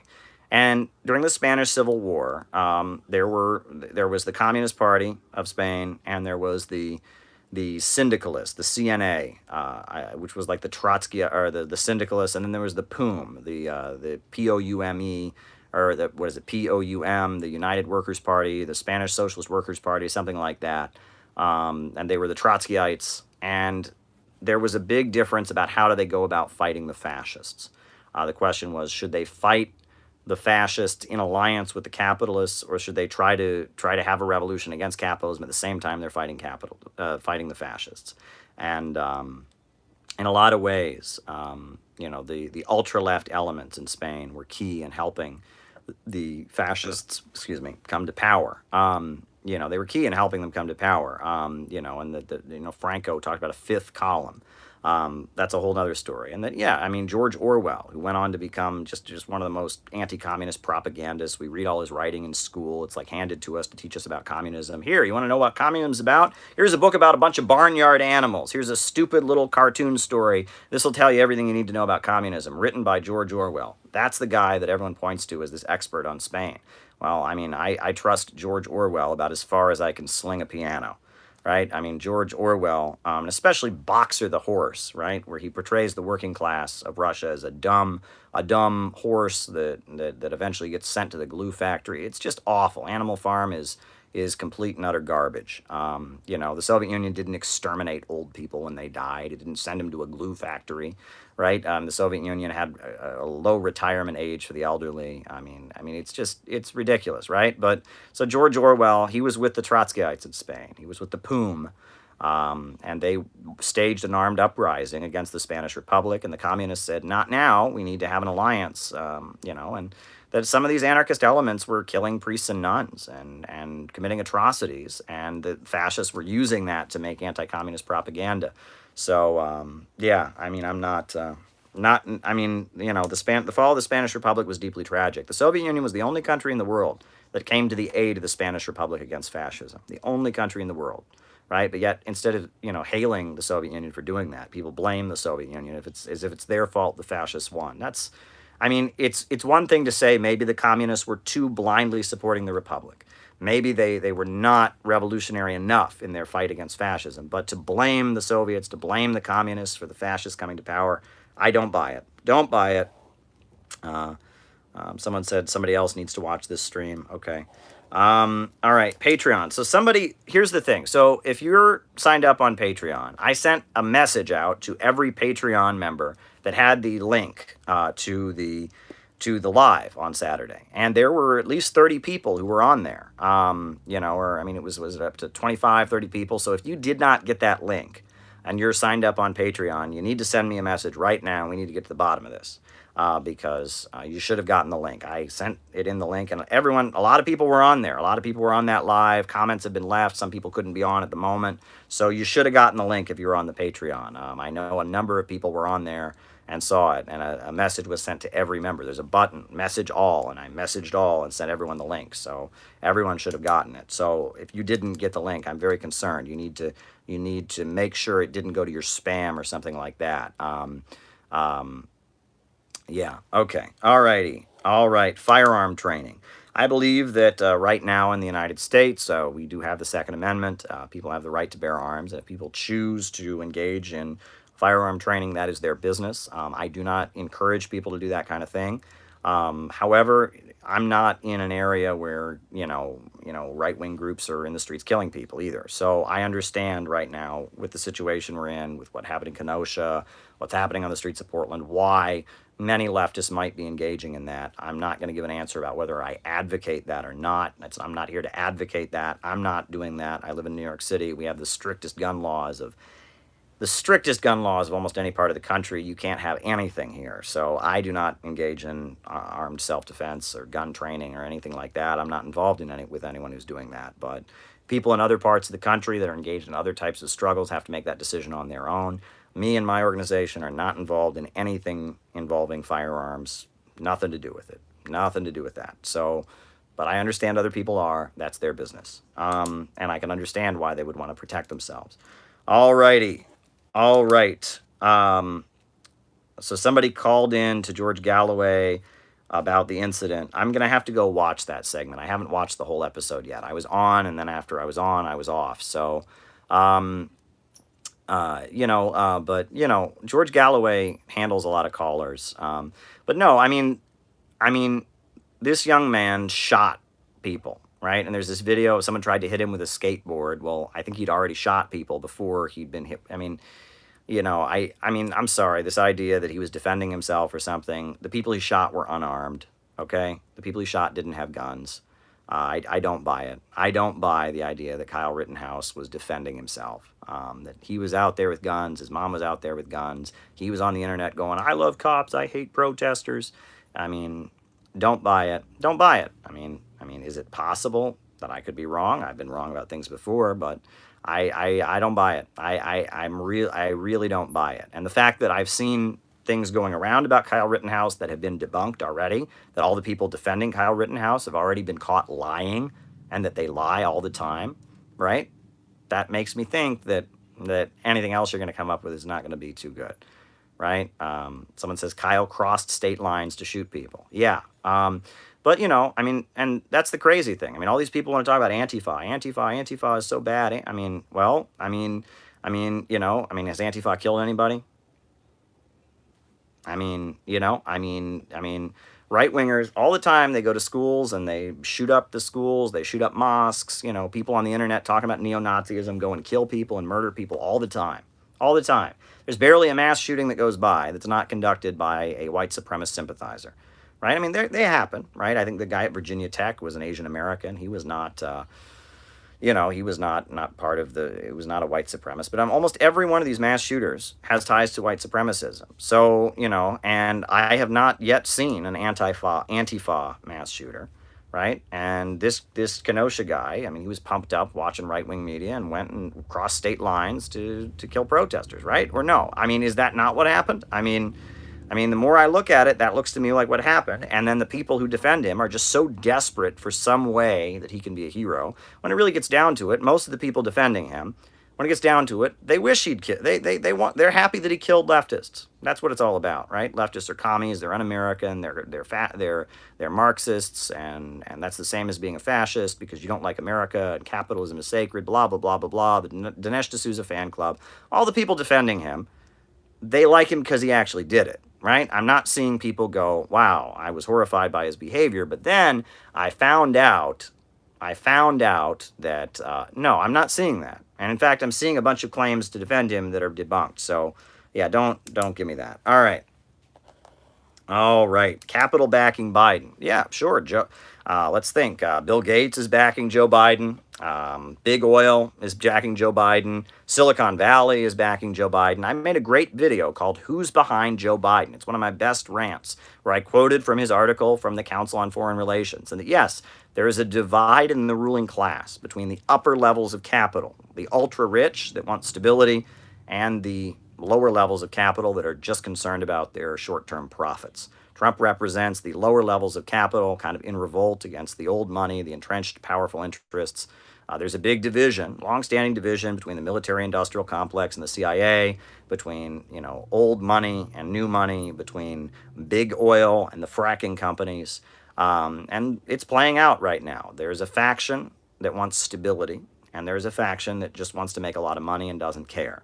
Trump represents the faction that just wants to make a lot of money and doesn't care. He's close to a lot of weapons manufacturers. He's close to Sheldon Adelson. He's close to the owner of Home Depot, Bernie Marcus. He's close to Betsy DeVos, who's his Secretary of Education. That's who Trump is with. Meanwhile, Biden is with the Council on Foreign Relations. He's with Silicon Valley. He's with the big four supermajor oil companies. He's with Europe. He's with the Eastern establishment. He's with Silicon Valley, trying to stabilize U.S. society. Biden wants stability. Trump wants to make money. Trump is in it for himself. Biden is thinking in the long-term interests of Western capitalism and imperialism. Biden represents a strategic establishment. Trump represents his own selfish, short-term desire for profits. And that's what's clashing here. Alrighty. And I think that's the neocon-Trump divide. And yes, many neocons are at this point backing Biden because they see, Trump as a threat. John Bolton is backing Biden. George W. Bush is backing Biden, right? That's why, I know there are some great communists out there, folks in the Communist Party and elsewhere that feel like Biden is better than Trump. I'm not convinced. I'm not saying they're 100% wrong. And I respect them, and I don't think people should dump on them the way they do. People are all on the internet, oh, CPUSA sucks. Well, no, they have a position, okay? They see the racism in Trump's camp. They see the anti-immigrant bigotry. They see the problems of Trump, and they say, you know what? This is the biggest threat, and that's what we think. That's a respectable position. I don't agree with them.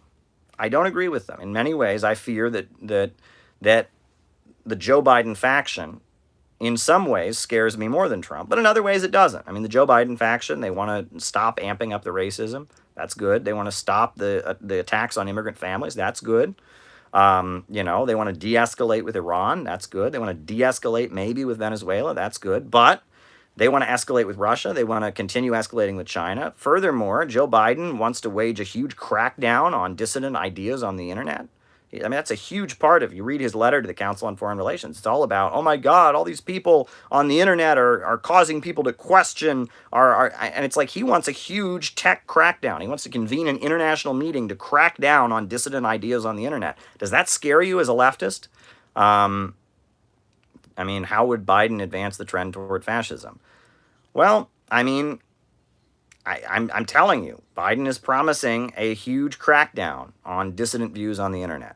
Basically, Trump is waging a war against the establishment for his own behalf. He wants to advance himself, right? And he sees the establishment as an impediment to his own advancement. So he's pushing back Silicon Valley. He's pushing back some of the mainstream. Meanwhile, Biden wants to get in there and nail the doors shut. All right, he wants to make sure that nothing like Donald Trump can ever happen again. And nailing the door shut to Trump also means nailing the door shut to Bernie Sanders. Because you could not have had Trump get elected if Bernie Sanders had been nominated. You know that, right? All the polls show that Bernie would have won. So the idea is Biden wants to get in there with George W. Bush and John Bolton and nail the door shut. Huge crackdown on social media. Huge crackdown on dissident ideas. Just do everything he can to nail the door shut to make sure that nothing like Bernie Sanders ever happens again, and therefore nothing like Trump ever happens again, and that wing of the ruling class, that wing that favors stability, they can keep in power. And it's a pessimistic worldview that they have, right? There's too many people in the world. We're all using too many resources. Maybe they'll give us all some universal basic income, and then we can just gradually fade away, right? And we'll commit suicide. We'll use heroin and die. And we useless eaters will just kind of gradually fade away while they keep stability. One thing that I think is going to happen, folks. I think that there is going to be in the future. They've already decided that if you don't agree with U.S. society, if you don't agree with the prevailing narrative, you're promoting conspiracy theories, right? If you think that Russia didn't somehow rig the elections for Trump, you're promoting conspiracy theories. Well, that's ridiculous, right? That is a conspiracy theory. Russiagate is a conspiracy theory if there ever has been. But if you don't believe in it, you believe in conspiracy theories. Folks, there's part of me that's saying, next they're going to say, if you believe in conspiracy theories, you must be mentally ill. And if you're mentally ill, we need to put you in a nice little hospital so that you don't make other people nervous. And we're going to set up this nice little facility to put you in if you don't believe Russia hacked the elections. What? You don't believe that Bashar Assad gassed his own people and committed genocide? Oh, okay. Committed genocide? Got it. Oh, well, we've got this nice little hospital we can put you in, and you can stay here, and we'll keep you there, and that'll be fine. What? You don't believe America is the greatest country in the world? Why? Oh, wow, you must be deeply unhealthy. So we're going to keep you away from all the other children who you might be a threat to. And we've got this nice, lovely facility. What? You're not politically correct? What? You think socialism is not just the government giving people free stuff? You think it's something we need a revolution to bring about? Wow, little Johnny, you must be mentally ill. We're going to give you some medication, and then we're going to put you in this nice little facility we have. This nice little facility we have for children who don't understand that Russia is evil, and China is evil, and America is going around the world spreading human rights. Okay? And it's going to be nice. It's going to be so nice. Trust me, folks, that scares me. I'm not guaranteeing it'll happen, right? But it scares me, right? And that yes, Trump, the fascism of Donald Trump is big, creepy, mean, scary fascism. I hate immigrants. Police. Yeah, it's scary. I will never vote for Trump. I'm not a Trump supporter. However, I am definitely, the Biden people scare me, right? They are going to nail the door shut to make sure that nothing like Bernie Sanders ever happens again. Nothing like Trump can ever happen again. And the establishment that we have in this country nailing the door shut scares me a lot. So I hope I didn't scare you all and make you funny. There you go. All in good fun. But liberals are like that. That they're like that. That what liberals are like, right? I think that was Umbridge from Harry Potter. I think she had a similar persona, right? The Umbridge character in the Harry Potter fiction. But that's how they are. Liberals are like that. Liberals are very much like that. So, Joe Biden scares me. Joe Biden scares me. Off topic, but on running. How far do you run? Okay. Alrighty. Okay, Movement for a People's Party convention. I haven't had a chance to watch it yet. I've heard it was really amazing, and there was a really, really diverse list of speakers from many different political trends who gathered. It sounds like it was a really amazing step forward. I'm going to have to watch it. I was kind of busy this weekend with a lot of things going on, but I'm going to check it out for sure. Okay, running. Alrighty. Top 5 books on the CIA. All right. Well, by far, the best scholar on the history of CIA interventions around the world that I can think of is Bill Blum, William Blum. He is now deceased, and he is amazing. Bill Blum, he wrote Killing Hope, which is a history of CIA interventions. Amazing book documenting CIA interventions around the world. That's pretty good. There's also a book called The CIA's Greatest Hits. That's pretty good, and it shows some of that. There's a book called Overthrow by Stephen Kinzer, and it documents various regime change projects like the overthrow of Mossadegh in Iran, the overthrow of Jacobo Arbenz in Guatemala. That's a pretty good book, Overthrow by Stephen Kinzer, and it talks about how the rise of Bolivarianism was largely inspired by what do you call it? By CIA interventions and their disastrous outcomes in Latin America. Who else? There's a lot of good stuff. I mean, there's a lot of good stuff that's been published. I mean, I will plug again this book, The Yankee and Cowboy War by Carl Oglesby. That's pretty good. There's a number of stuff that's been published. There's Finks by Joel Whitney. That's a history of the cultural Cold War and the CIA's manipulation of the media and of leftist politics, the Congress for Cultural Freedom. That's a very good book. Finks, How the CIA Tricked the World's Greatest Writers by Joel Whitney. There's a number of books that have been published on this topic, many of which are very, very, very good. Yeah. Alrighty. Are Putin and Xi members of the capitalist class? Well, no, because the capitalist class are people who own major means of production and make profits from their ownership of it. President Xi and President Putin both work, or they're both government officials, and they preside over the state sector, and they receive a salary for their work.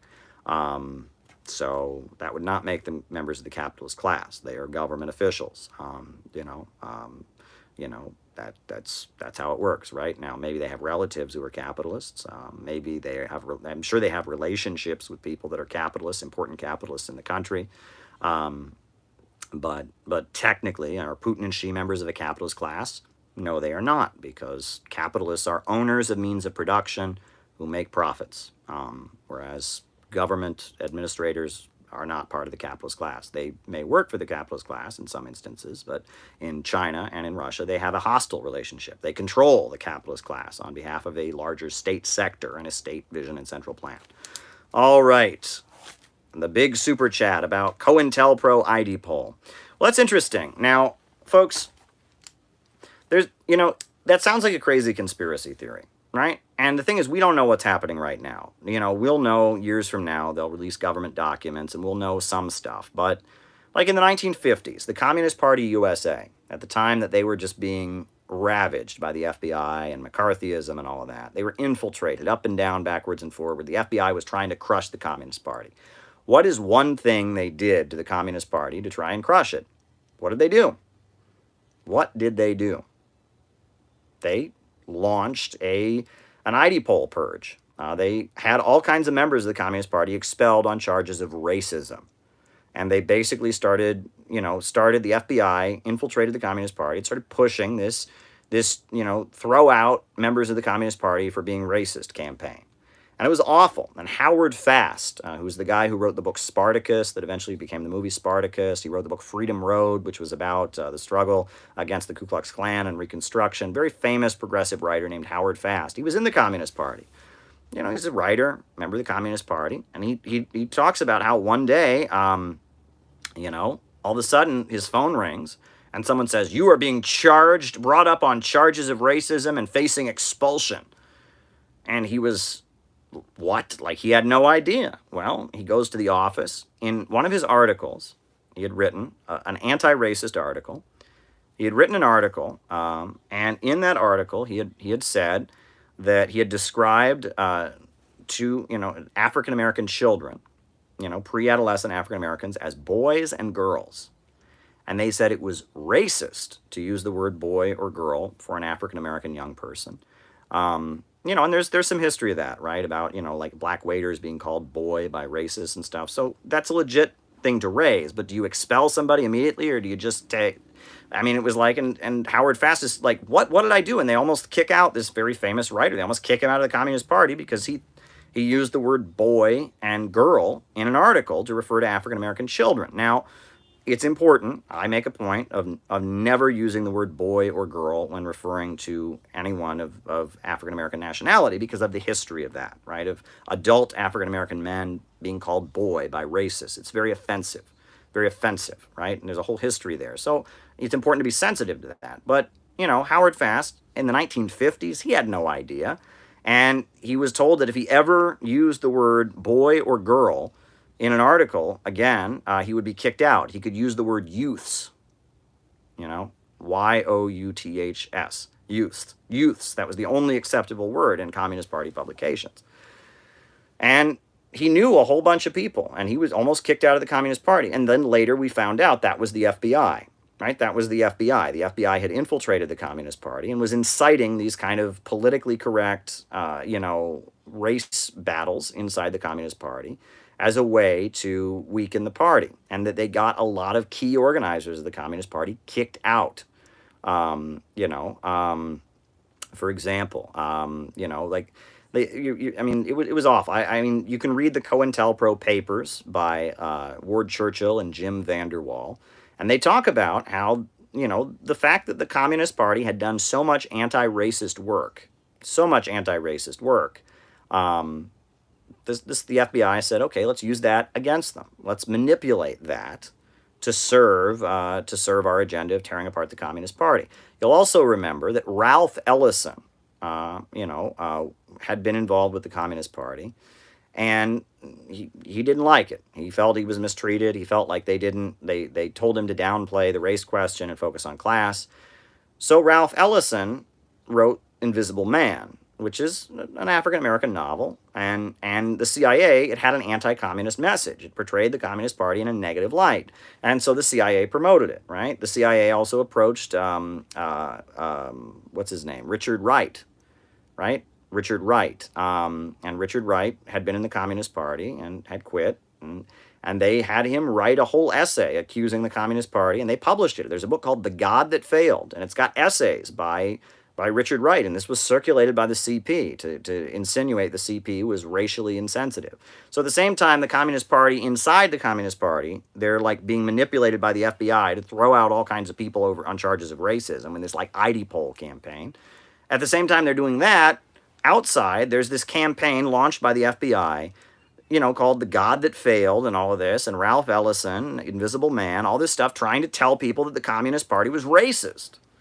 Right? And that the use of identity politics against the Communist Party in the 1950s is pretty well documented. And this was the time when the Communist Party was doing more anti-racist work than anybody. The Communist Party, for example, they organized the Civil Rights Congress, and they were constantly trying to get black men off of death row. They worked around the case of Willie McGee, and the FBI nobody was doing more work around the civil rights issue than the Communist Party was, right? They were ahead of the game, right? And William L. Patterson took a petition to the UN, and the UN had hearings basically about racism in the United States because of the Soviet Union and William L. Patterson's work. They were doing amazing work. But the FBI worked really, really hard to convince people outside the Communist Party was racist, and to convince people inside to have like purges and stuff. It was really, really awful stuff. This kind of thing has been used. And I don't think, though, that ID poll is a big CIA conspiracy. I don't think that. I think that it has a lot to do with the fact that that a lot of Marxist writers and Marxist activists from the 60s really work in academia.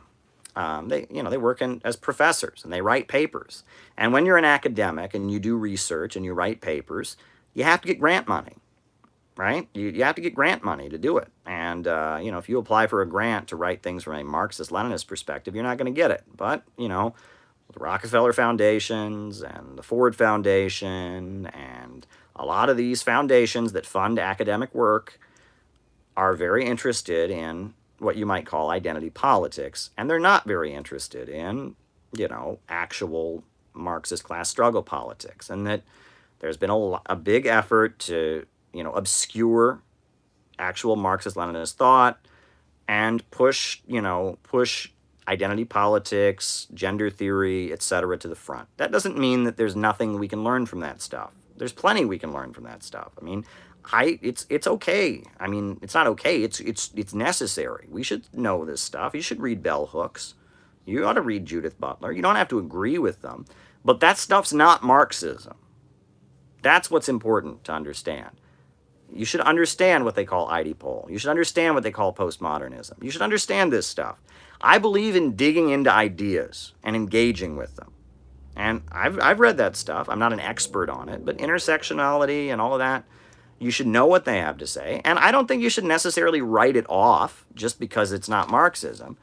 All software as public utility could amount a certain amount of profits. Could it be possible? I don't even know enough about that. I don't know enough about the tech sector to really comment on that. But, you know, there's plenty you can learn from that stuff, but that stuff isn't Marxism. And Marxism is gosh darn important, folks. William Z. Foster, Gus Hall, you know, the history of the three internationals, like, you know, the foundations of Marxism-Leninism. Learn actual Marxism. You know, I talk about how a lot of this academic stuff, it's revisionism without knowing what you're revising. When people say to me, you know, you mentioned Students for a Democratic Society, and people are like, you mean that sexist group? All people know about it is that they've read stuff by Judith Butler and others critiquing sexism in SDS. SDS had a gender problem, no doubt. But why is that important? Because of all the amazing activism that they did, right? That's why it matters, right? And that the actual Marxist history is being eroded, and then this, like, gender theory, you know, IDPol critique is out there, and people don't know what they're critiquing. Right? They don't know what they're critiquing. You have to read the foundations before you can read the revisionism. Right? I mean, it's just basic. People don't understand Marxism. Walk up to so many people walking around, you ask them if they're a socialist, they've never heard the word means of production. They think socialism is when the government gives people free stuff. You know, and that's not what socialism is. And that basic Marxist concepts, class struggle. I mean, there's people on the internet walking around saying that socialism is just like it is now, except everyone gets, instead of getting a wage, they get a stock dividend. They get a share of the profits. That's not socialism, right? I mean, that's not what it is. And there's a lot of people walking around that think socialism and Marxism is just, you know, employee stock ownership programs, right? That's really popular. You go to a Bernie Sanders rally, a lot of the people there will say, yeah, I believe in socialism. I believe every employee of Costco should be an owner of Costco, should be a co-owner. That's not Marxism. That is not Marxism. That is not Marxism. That is not Marxism. That is not Marxism. And that's why I'm trying so hard to build the Center for Political Innovation. Folks, the next book we've got in the works is our own edition of Socialism, Utopian, and Scientific. That is probably the most important book in the history of Marxism. Frederick Engels. It's selections from his book Anti-Düring. It's like compiled into one little pamphlet. Socialism, Utopian, and Scientific. That's Marxism. That is Marxism. And I am very excited to get a very, very cheap but very, very high quality edition of that book from the Center for Political Innovation on the market, because that's Marxism. And McMindfulness is thanking me for my comments, and you know, great. Yes, worker co-ops can be part of a socialist society, but they are not the essence of what socialism is. Okay, and again, you know, all this stuff that's out there, all this non-Marxist stuff that's being peddled in the universities, IDPol, it's worth engaging with. Know what they have to say, you know, but don't know actual Marxism. Understand actual Marxism, right? And approach the working class. Don't embed yourself in that milieu, because that milieu is going nowhere. It's rooted in pessimism and hopelessness. It argues that there is no objective reality and truth. It's not the milieu we should be aiming to. We need to get out of the movement and get to the masses. Okay. All right. Next, somebody asked me a gotcha question on the trans thing. Okay, here's the thing. I'm going to say this. I've said it many, many times. I will say it again. I am for 100% equal rights for trans people. I think trans people suffer horrendously in this society. You know, they are treated badly by their families. They face hate crimes. People on the street, they see a trans person and they think it's somehow a threat to their masculinity or something, and they violently attack them. That is wrong. A lot of trans people are treated as if they are mentally ill and forcibly hospitalized against their wishes. That is wrong. That has to end. And I am for, you know, I mean, the NYPD here in New York City. A long time they had a policy of profiling trans people. If they saw a trans woman, they would stop her and search her to see if she had condoms on her. And if she did, they would jail her for prostitution. That's wrong. I participated in demonstrations against that. The way trans people are treated in the United States is wrong. And there are many trans people around the country, who are suffering, who feel like they're very alone, feel like no one respects them and no one cares about them. And that needs to change. Okay? And if people feel that having surgery is what they want to do, and that's their business and that's up to them, and I respect their right to do it, and I would be the first to protest against anyone who tried to stop them from doing that. Okay? And that's that. And if that's not good enough for you, I can't help you. All right? I mean, I'm sorry. I mean, what more do you want from me? Okay? That's what I can give you. And that's not going to satisfy you. I know that. That just everything I just said, if in your mind what I just said makes me the equivalent of a transphobic bigot, that's up to you. That's on you. Okay? I said what my position is. And that's that. And if you are unsatisfied, I can't help you. Okay? And if somehow from what I just said, you got that I'm advocating hate crimes against trans people or bullying or something like that, I mean, that's on you. And again, I get all these people on the internet. Well, whatever, right? That's that. I've said my position, and if you don't like it, I'm sorry, okay? But if you can't tell the difference between what I just said and actual transphobia, that's on you. All right. Jeff Mackler. Jeff Mackler is a great guy. I actually met Jeff Mackler years ago when the United National Anti-War Coalition was being founded. Jeff Mackler was involved in setting up UNAC, and I was in a political group that was involved in UNAC. It was great. And I remember I kept raising my hand and saying, motion to extend debate. And Jeff Mackler would call on me, a young man has made a motion to extend debate. Jeff Mackler really knows Robert's Rules of Order. So,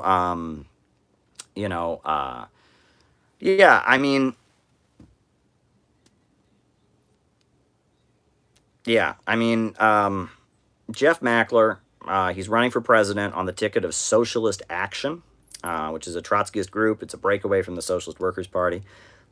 I would like to interview him. I'm not a Trotskyist. I'm not in line with his viewpoint, but I'd like to interview him for this YouTube channel. So if anyone knows Jeff Mackler and would like to direct him to do that, I would love to do that. I think he's a great guy. He's anti-imperialist. He's good on Syria. He's good on Libya. He's good on major questions. He's spent years and years and years, building an anti-imperialist movement. He protested the Vietnam War. He's been building anti-imperialist movement and struggles for years. Jeff Mackler is a great guy as far as I'm concerned. Don't agree with his political line, but if I interviewed him, I wouldn't focus on that. I just have him talk about why he's running against Biden as the Socialist Action candidate for president. There you go. And next question is how far do I run? How far do I run? Actually, I haven't been running that far. And the reason I haven't been doing that is I took like a month off.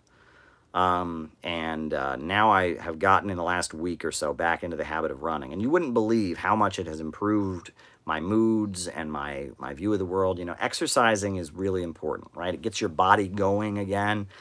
This lifestyle that you get into during the pandemic, when you're just kind of sitting around the house and it's like, ugh, right? It's not just your body that becomes weird. It's your mind also, right? And that it's really, exercising is great. I go out, I work up a sweat, I run, I get heavy breath, I keep running, I walk for a little while, I call up my friend George on the phone, and we usually talk a little bit, hang up the phone, run some more, run a few more laps around the block, come back inside, take a shower, great stuff. So, running is good. I encourage that. The other thing is that, I have an amazing wife, and Some mornings she will make a point of bringing me a plate of fruit. I don't even ask her to do this, right? She just does it, and it's amazing. And when I start the day with that plate of fruit, right? Strawberries, raspberries, apples. I mean, it's like the kindest thing. I woke, this morning my wife, she's back. She went to work. And, I woke up, she went to work and I was still sleeping. And, when I was getting up, I woke up and I like bumped my hand into something. What's in the bed? It was a lovely plate of fruit. It was the nicest thing. And it was a great way to start the day with a lovely, lovely plate of fruit. And exercising, eating a plate of fruit, it's amazing stuff. So, yeah, I mean, that's all I can say. Yeah, folks, I hope you enjoyed our conversation here. If there's nothing further, I think that we're going to wrap this up. But the person who raised the concern about Patreon, be sure to send me a message because that concerns me because I sent a thing to everybody. So the Patreon person, if you're on Patreon, be sure to make sure you're getting all the notifications and stuff. If you want to be included in our next Patreon's only thing, and if you want a free copy of the new Kamala Harris book that's about to come out, be sure to sign up on Patreon. The link is below. What is history's task? What if communists fail it? Well, I think it's history's challenge is the way I've always understood it, right? And it is to get beyond the narrow horizon of bourgeois right? It's for the means of production to be organized to serve the people, for the working class to take up its historic challenge. And what if we fail? Well, Marxism argues it's inevitable that we will not fail, right? That we will inevitably achieve our task. But then that negates the role of the individual, right? If it's inevitable, why are we doing lives like this? It's just going to happen. Thank you, Jennifer, for your super chat. Why are we doing this, right? But yes, what if we fail? Well, nuclear war, death, destruction, barbarism. Thoughts on Lukács's History of Class Consciousness? I haven't read Edward Lukács's History of Class Consciousness, so I can't give you my perspective on it. Lukács is very popular with the academic Marxists. He's up there with Gramsci and stuff, and that's not my world, right? I focus on, Foster, and William Z. Foster has probably been my main source of education. I have been going through the prison notebooks of Gramsci. I got an awful edition of it from Amazon, but I've been reading through Gramsci and the prison notebooks, and that stuff is important. I don't downplay it. I mean, one of the best books on Marxist ideology I ever read was called Foundations of Marxism-Leninism. It's a Soviet textbook, and it's great. It's really, really great. It's very long. I think it's almost 1,000 pages, but it's very clear, and it lays out the Marxist-Leninist worldview. It's Soviet published. It's a great book. I recommend that. Good stuff. Is Lysenkoism as bad as liberals portray it? I don't know enough about that topic. I just don't know enough about it. I will say that, science is science. And if at any point we're trying to impose that's what's alleged about Lysenkoism. And I don't know enough about what's alleged to know if it's actually true or not. Okay. But the widespread allegation, stay safe, Caleb. Love what you do. You're important to the movement. Thanks for these. Well, very much. And thank you. The widespread allegation about Lysenkoism, thank you very much for that lovely super chat. The widespread allegation about Lysenkoism is that they were trying to impose a Marxist narrative onto science, and it resulted in crop failures. Well, if that's actually what happened, which I'm not convinced, right? I haven't read enough to know if that. I mean, there's all kinds of just crap out there about the Soviet Union. They just make stuff up all the time. But if that's what happened, which it's very possible that is what happened, I just don't know enough about it. If that's what happened, that's awful. And, science is science. You can't be, imposing a political agenda on science, right? But it happens. It happens all the time. Let's remember that during slavery, the psychologists had a mental illness for slaves who wanted to be free. And they said, oh, there are these slaves who want freedom. They must be mentally ill. Well, it's not mentally ill. Being a slave who wants to be free is not a mental illness. But according to psychiatry, at the time, it was. Let's remember that women who were not sexually satisfied by their husbands, right? If a woman was just not getting enough from her husband sexually, they said she must be a nymphomaniac. Well, no, maybe she just wasn't sexually satisfied by her husband, right? There's many examples of this. The continental drift, right, which is now widely understood that, the plates of the earth are moving, etc. For many years, that wasn't taken seriously because the people who promoted it didn't go to Harvard and there's a bias. There's always a bias in science, and that's something that scientists fight against. They fight against bias. There should be no bias, right? And so if communists are trying to engage in putting a bias onto science, we're doing the wrong thing. When capitalism puts a bias onto science, we're doing the wrong thing. During the Cold War, there was a huge effort by the U.S. scientific establishment to try and make the case that science proved capitalism was the best. Well, that's stupid, right? Because Marxism doesn't even allege, it's not like one system, it's like not even understanding Marxism. But they would try to find like animal behaviors and say, this is capitalist, and this proves that humans are, and it's like not even understanding Marxism and dialectical materialism and the advance of human history. But, there's always people trying to impose a political agenda onto science. Can you talk about Kemal Ataturk? He fought imperialism, right? Bonapartist, founder of modern Turkey. He hosted Trotsky. I think he went to Turkey, right? Blessed be he who says, I am a Turk, right? The Kemal Ataturk, the founder of modern Turkey, right? Who anti-imperialist, very much believed in a secular government, was very opposed to the notion of an Islamic government, and was friendly to the Soviet Union. Definitely not a Marxist, though, but kind of a nationalist and a modernizer and a progressive. Kemal Ataturk, very familiar. Very familiar. And his ideology is very popular in Turkey. I mean, this is the guy who created modern Turkey. But Erdogan represents a trend that Ataturk fought against very strongly. Ataturk did not believe in political Islam and Islam in the government. It's actually very seriously illegal in Turkey to promote an Islamic government. And that when Erdogan came in, that was seen as kind of a pushback against Kemal Ataturk and Kemalism. But there have been elements in the Turkish military that have been aligned with the CIA that promote the Ataturk Kemal nationalist line as well. It's complicated, but yes, Ataturk's the rise of modern Turkey, the fallout of the Ottoman Empire, and the rise of modern Turkey. It was a progressive step forward. On that note, folks, I think I'm going to conclude. So I thank you all for your time. It's been a pleasure. I hope that opening, rant about ultra-leftism was insightful. And I'm sure that there will be sections of this live that'll be taken out of context to make me look like Satan or make me look like an idiot. But you all are here. You saw what actually happened, and so are the people who are going to take them out of context. So they're lying, and they know they're lying. They're aware of the fact that they're lying. So that should be on their conscience if they have one. There you go. Folks, a new upsurge in the struggle against U.S. imperialism is now emerging throughout the world. Ever since World War II, U.S. imperialism and its followers have been continuously launching wars of aggression. But the people in various countries have been continuously waging revolutionary wars to defeat their aggression. While the danger of a new world war still exists, and the people of all countries must get prepared, revolution is the main trend in the world today. While the danger of a new world war still exists, and the people of all countries must get prepared, revolution is the main trend in the world today. And on that note, folks, I'm out. Have a lovely evening. And don't forget that we need a government of action to fight for working families.